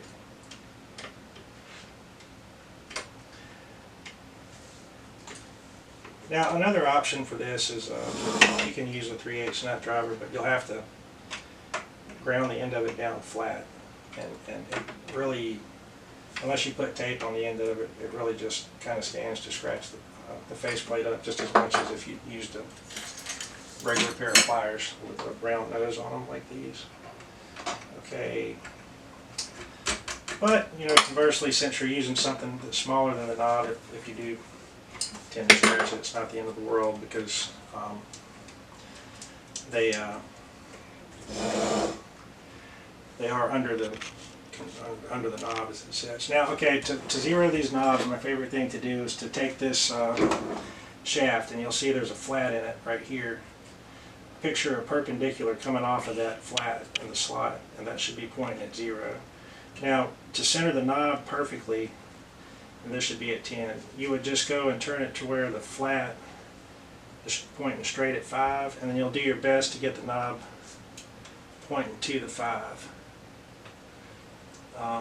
Now this one has tape on the end of it, which we're almost certainly going to have to replace or put some kind of tape on it. It's on there good, so I'm going to leave it for the thickness, but I'm going to turn that shaft to where I can see that it's flat. This one too. Now these little, there's some different kinds of pots like we talked about before. The older CTS pots had slightly smaller shafts and they were die cast, and these Bakelite knobs really don't stick to them very well, which was the premise for changing all that stuff over there. It was the reason for changing all that stuff over the years. Okay, now let's pop a couple of these on there and see how they're fitting. And it does have the old style knobs that don't have a two-shot insert. Let's see if I have one here that does have a two-shot insert. I'm kind of at a loss right now, but anyways, the later ones have a white insert here, and those knobs fit substantially better than these do. Okay, so this, and what I'll do is I'll put my finger on the back of the pot. I'll unplug the amp, and then I'll put my finger on the back of the pot that I'm trying to get the knob on, and just gently and straightly mash it directly down on there. And you'll see that now it maxes at 10 and it ends at 0. So if you can set the knobs to 5, you'll always have a better center. That's how you do it. Let's try this one here. And you jiggle a little and you'll feel it get into a groove if it's ever been on there before. I didn't put these back on in the same order as I took them off, but sometimes that helps a little bit too. Okay, that one's loose, so we're going to go back and add something to that one. Okay, this one. And when I say loose, you'll pull it after you get it on there. You kind of, that one's pretty loose. You want about 3 to 5 foot-pounds of force. You know, you want to be able to pretend you're at a gig, and you don't want it to just fall straight off when you touch it. But now here, this is one of the larger split shafts, and it looks like it's going to be pretty good. All right. This one has some tape on it still. Will it work? Yes. And see, now this knob obviously had been on one that was a little more spread out before, because it was pretty snug when I went back on. Here's another one. All right, very nice. You can see this one didn't come out to 0 and 10 because I didn't center it right. So pop that one back off. And you can try to point them to 0 if you want, but it's hard. It's hard to aim at that 0 or at the center of that 10. Much easier to aim at the 5. There we go. And that was nice and snug because it already had a little bit of goo right there. Now there's other things you can use to hold them on. Nice. And see, I'm just basically, if your fingers slide off of it real good and you don't have to get grip, when you get a little grip and it don't pull off, then it's fine. For these, we are going to add a tad of painter's tape to them. What I like to do here is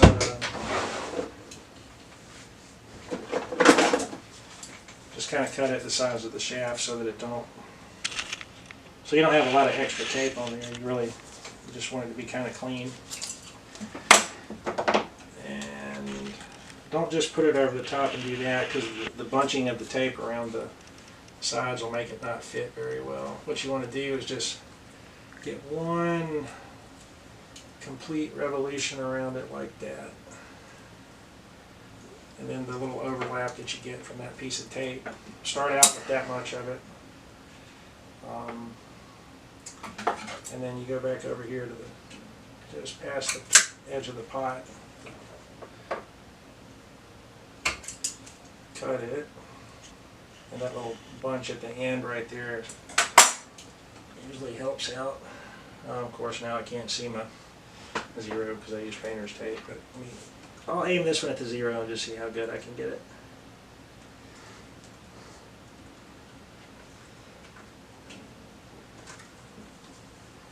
Not bad. I'll take it. So we'll do these other two here.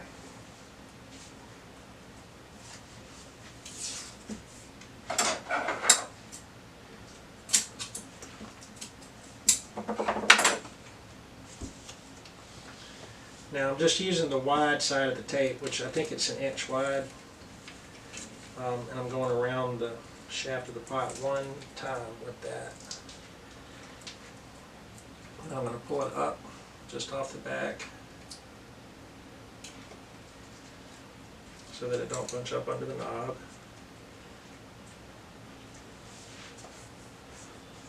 Right there. And I'm going to mash the end of it. Pull it off of there about 1 millimeter or so. Come back in.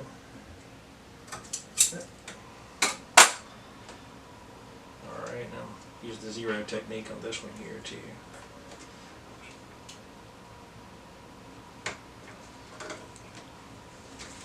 Now, I'm making sure these knobs go on tight because I have the opportunity to do that.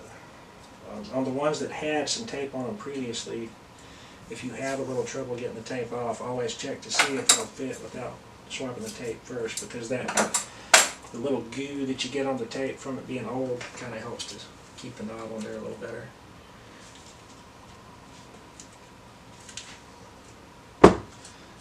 Alright, and this one.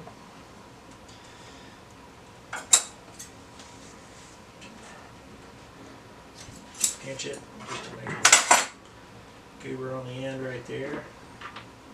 I'll turn it to 0.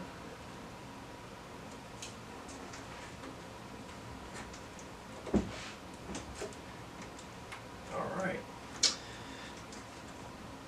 Now, the amp is knobbed. The tubes are in.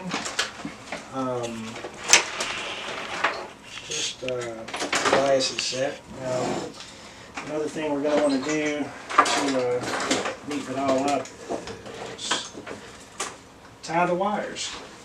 So what I like to do on these, I like to grab these wires in a bundle here. Kind of just make them kind of do like a rainbow thing there for a minute. You know, kind of just, you know, we twisted them earlier, straighten them out, get them all separate from each other, and then just kind of pull them together right here on this side. Make you a nice little bundle right there. And then just take your first wire tie and come around here. Go. And I would like to get the standby wire in here with that too.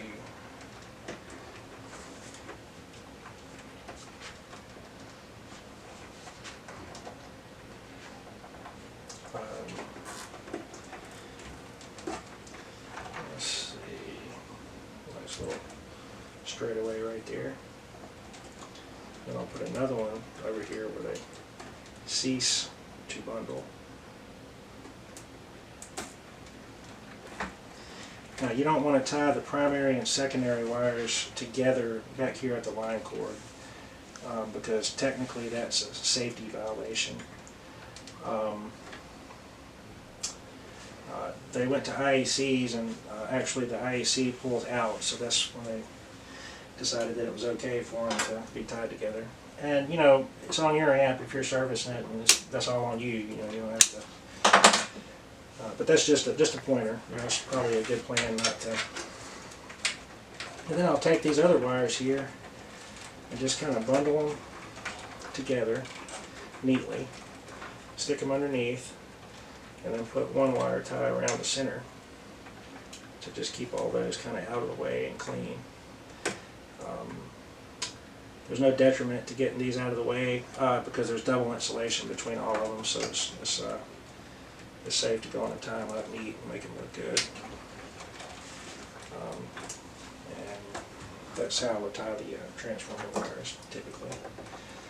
I don't like to cut transformer wires short. You could cut them shorter and make them neater and do all that, but it's good to have a lot of wire on there, honestly. Now another thing I'd like to do is put one wire tie right here around the standby and the signal wires. I don't like to tie AC to signal wires, but the standby is DC, so it's perfectly fine in this case. And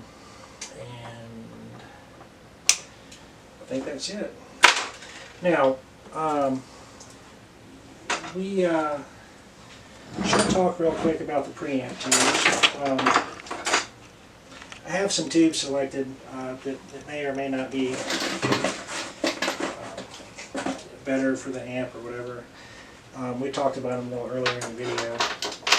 What I want to do is kind of get a determination on the microphonics performance, which we didn't do when we listened to it earlier, so we'll do that now.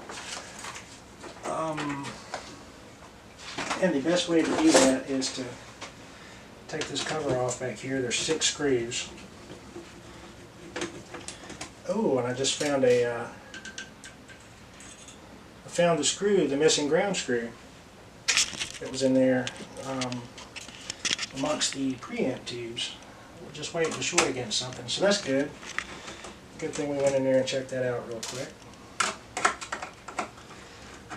Now the screws that hold this back cover in are thread-forming, self-tapping screws.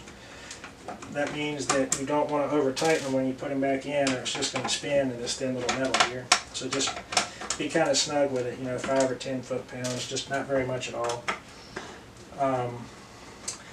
And another thing that's very critical to the microphonic performance of the amp is this piece of foam. You want a double thick piece of foam. A lot of times it'll be orange on the later units because they have some better heat sensitive material that they use. This stuff's fine. And also you have, I'm not sure if you can see them here, but we have these little grommets right here. And these are rubber. And so when you tighten them down, it's basically a shock mount for this little board and this little section right here.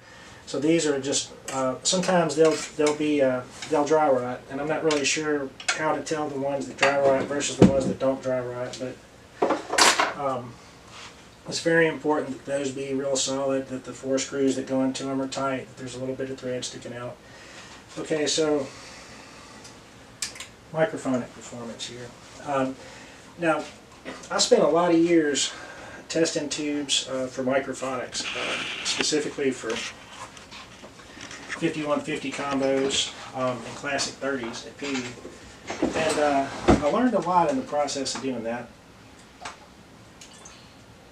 What I determined was that a tube with a shorter plate would generally have less microphonics. A tube with a frame grid construction would generally have less microphonics. But then those tubes generally also had less high end.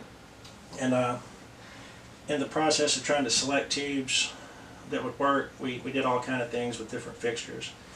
But at the end of the day,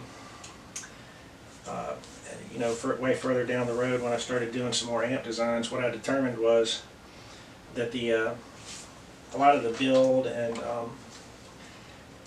component features and the rest of the amp were contributing to the microphonics a lot more than the tubes. And like I said, you could swap all those little ceramic capacitors out in the preamp to get the microphonics way down. You could use film capacitors for that. You could try frame grid tubes. You could try all this other stuff. But if you go too far with that, you kind of lose the inherent instability that kind of makes this amp do some of the things that it does. So we're not going to do any of that. Instead, we're just going to do it the way I would have done it a really long time ago, to select tubes that work for the amp in its true form and not the improved version of the amp. So basically, a good setting for microphonics test is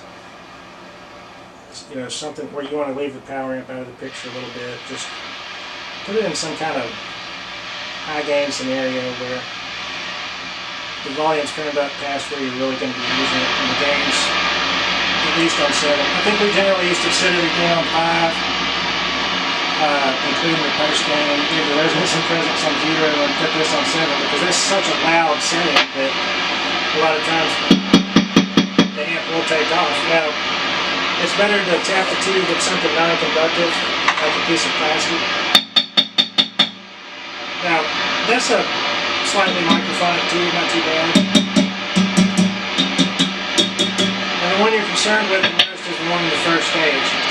Now, as you can see, it has a long plate tube of some sort there. I'm thinking that it's probably the JJ-ECC 803 or 803S or something.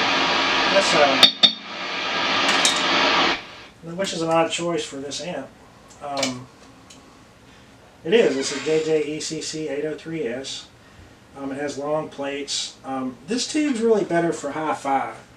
It doesn't clip the way that you want a tube to clip. Like if you were to put this in a deluxe, it just wouldn't really do the thing when you pushed it. In this amp, you can kind of hide what's going on with it because there's so much more clipping occurring after this that it really doesn't matter what kind of tube you stick in there. But just for grins, that's a fairly high microphonic type of tube, and it's something that I would generally not like to see in a guitar amplifier. So for starters, we're going to go with the Peavey branded 12AX7 made in PRC, because I know that was a selected tube, and at the time it was put in to the amp that it was first put into. And that's what we like to see. Those or the made in China red label tubes with the little white stickers on them that say made in China.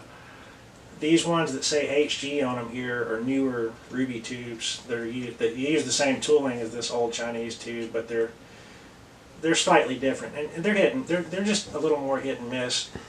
These old tubes have a really good reputation because a lot of them were selected. I mean, you wouldn't believe the number of those that were thrown away in testing just to get good tubes in the first place. So anyway, let's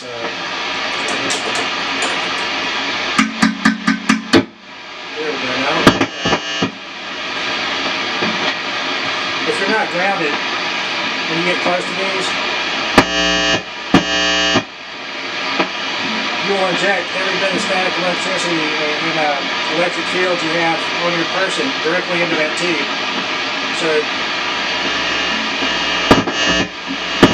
just depending on what you touch. So if you're grounded, it's a little more dangerous if you're reaching the amp, but at the same time, if you're trying to chase down a noise or a microphone problem or something, it's a good idea to ground yourself. Because you need to reach in there without offending anything. Like, see, this is a floating piece of steel. It's not grounded because of the rubber bumpers that are right here. So all these things play into the noise and the microphonics that you hear. And, you know, you can see that.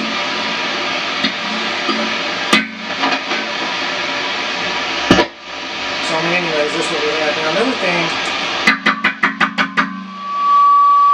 there, that's what we would consider to be microphonic, you know, as far as.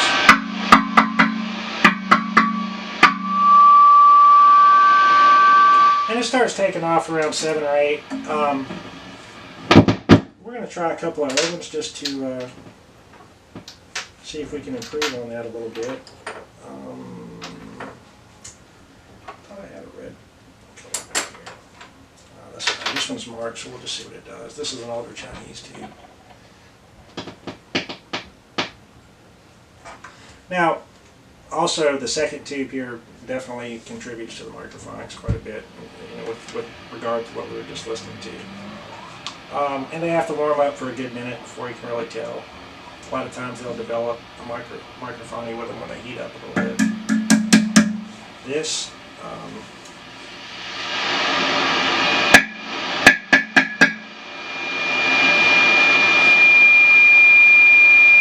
okay, and I kind of expected that one might squeal. So let's try another one.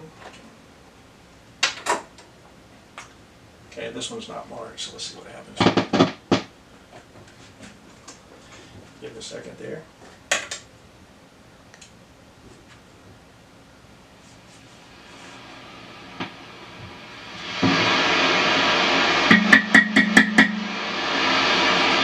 Just let it warm up for a minute.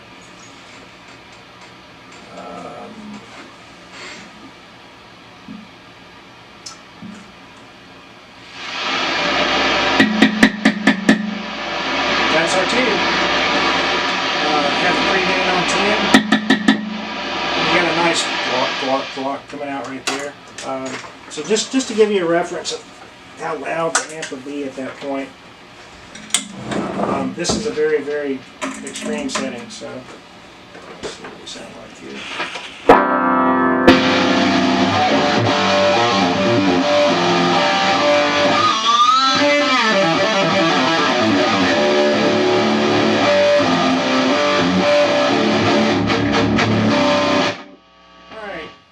Way past stage volume there, so we're good on microphonics with that particular tube. So now we were going to replace the rest of the tubes, but since we generally have Chinese tubes off that tooling in there, we're going to go with this since it was sounding pretty good, and we're going to just swap that first tube for an extremely low microphonic vintage Chinese tube. Okay, so now we have to do reassembly. We will put this cover back on the amp. Like I said, you don't want to over tighten these screws. You need to be really gingerly with them on the reinsertion there. Just get them a little more than finger tight with your screwdriver. And that little piece of foam will stop any of the ringing that might occur in some of the other tubes. But we have a good, nice, low microphonic set of tubes in here, so we're going to run with that.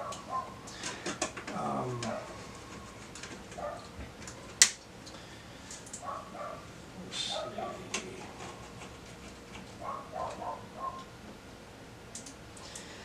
And I'm trying to make this particular video more painful to watch than some of the other ones, just to help with some of the comments that I've been getting recently, and we'll show as much of the assembly and disassembly as we can, and you may have to fast forward to find the parts you want if you're in a hurry, but these videos are all about me doing something on the side and not about really being in a hurry or anything else other than to bring you into my lab and to show you what I do and maybe help you learn something. Okay, so we'll put the rest of the parts back in the amp. We had all these circuit board screws that we need to kind of do a visual check on and make sure we have all of. There's this one under this ribbon cable here that people forget many times. I was able to find some screws with serrated heads, which would be Peavey number 315-00615. The 165 version of that screw does not have a serrated head, and the serrated head just kind of eats into the circuit board a little and guarantees that it won't really back out. Let's see here. Looks like I got that one.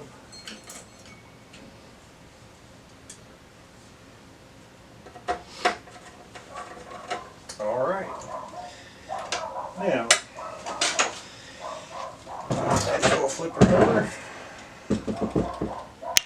Do one more visual check on all the screws, every point, every nut, every wire, every cable. I think we're in good shape. Okay, so now we'll set it back on this bottom right here. Now this, also another word here about this. This screw is very important for the noise of your amplifier in most cases. That's what that screw does.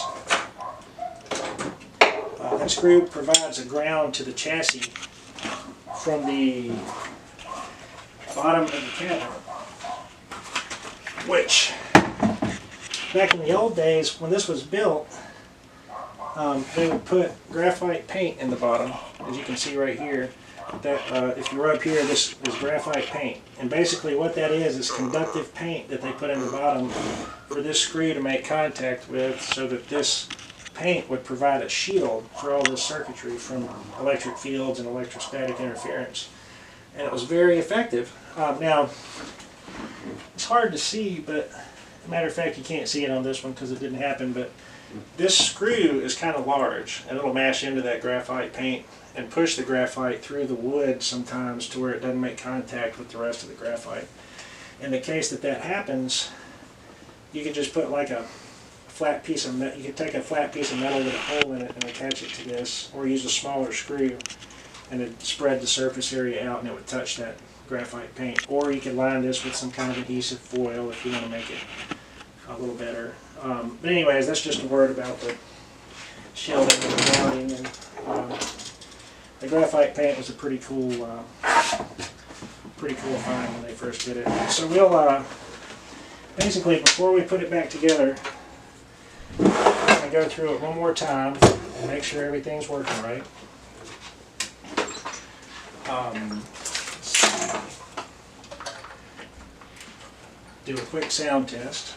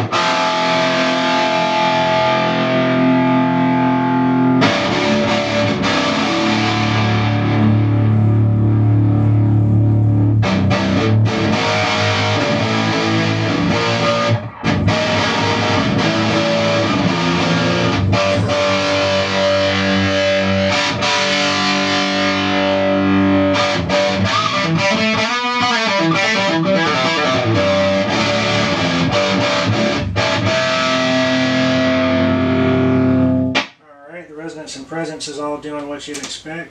Listen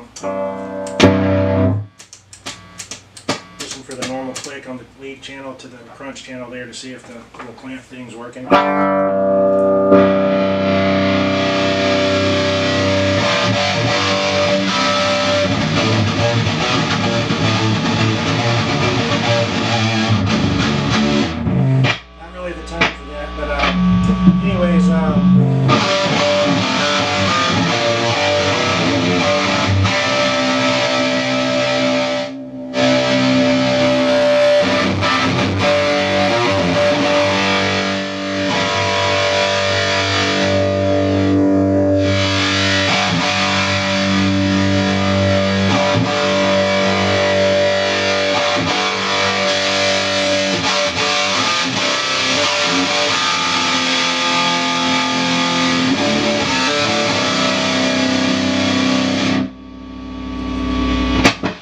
Alright, so basically that's what I would go to listen for,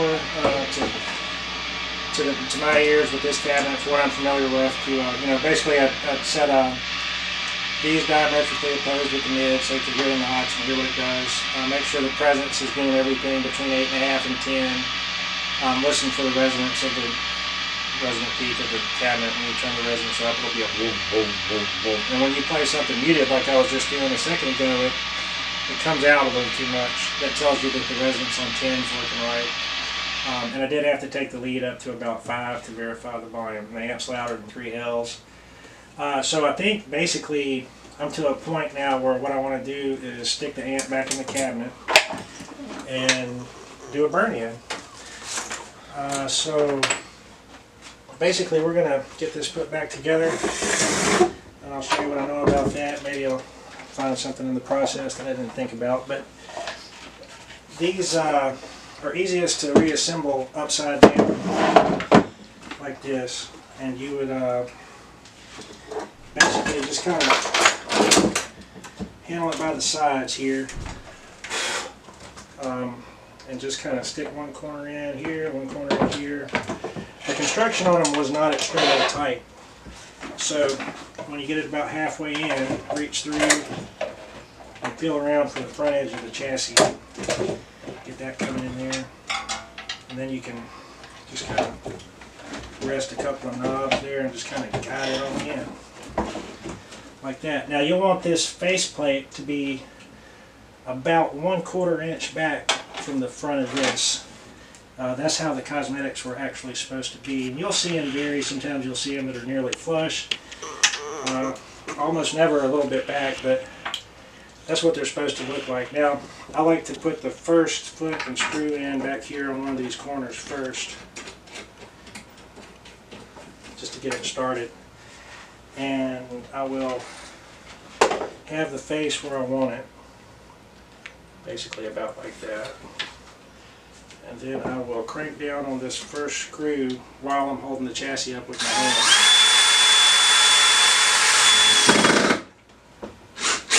There we go. Now that was nice and tight. So I'll check the distance again. Now that moved a little bit.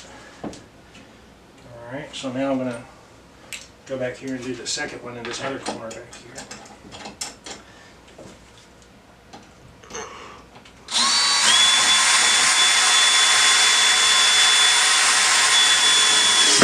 Okay, now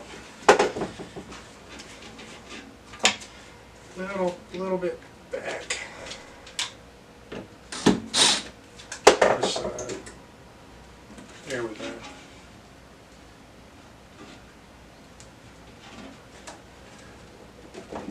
Perfect. All right, crank that one down, and the other two should just fall right in place at that point. Let's see. I will tell you though, these older cage nuts, whoops, that case foam in there kind of boogers up the screws a little, but these older cage nuts that are in the chassis are better than the newer ones, and they don't make the old ones anymore, so just always try to be real careful with the cage nuts, because if you have to replace them, you're going to replace them with a substandard part.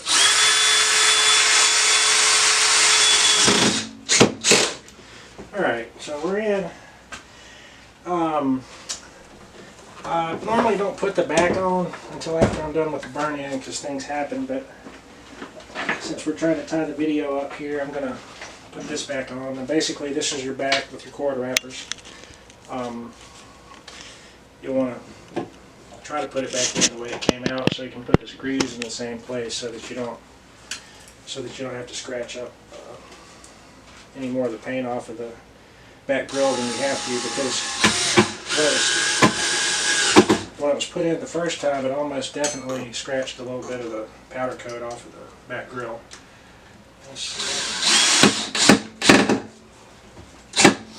These screws are not perfect anymore, so they're sliding a little bit.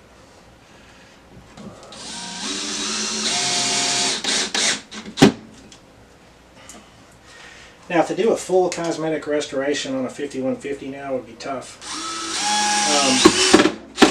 I was recently asked to do one at work, and I had to decline because I don't have a way to cover it. I don't really have a way to get the original covering that we had exactly the same. You know, the corners here are slightly different than the ones that they have now. And some people notice the difference. The screws are slightly different. But anyways, considering that that this amp is so clean, I don't really feel too bad about it on this one. I would have liked to try to make it look a little better. I am going to go back and try to get a grill to put right here, which we probably won't show in the video. I'll probably just do that off camera. But these little corners here like to crack off, which is no good. And that's usually because they ran a countersink screw into a hole that was not made for countersink screws, basically. So we'll go back there and put a new grill on it and very gingerly run the countersink screws back in so it'll be stock. If you didn't want it to break, what we're doing on the 1992 original is use a 707 screw, which has a pan head and it's flat on the bottom. And it doesn't damage the grill as much, but you know, ideally we just get a better grill out of better plastic. But this is Ryan Bruce's block letter 5150. I think we're pretty much done with the repair. If you have any questions, just ask them in the link below. Anyways, I hope you learned something off of this video. And we'll probably go back and finish up the Van Halen Tour amp pretty soon after this. That's when I took off the bench to get started on this one. You know, and of course we didn't know Ryan's studio was going to burn up, so we're going to do this one on the house. Compliments of me and Peavey Electronics, I guess, basically, and we'll have some more content for you pretty soon, and we hope you're enjoying what we're doing so far. Thanks for watching, and if you hadn't hit it, subscribe yet, please go ahead and do that and give us a like, and we'd appreciate it. Thank you.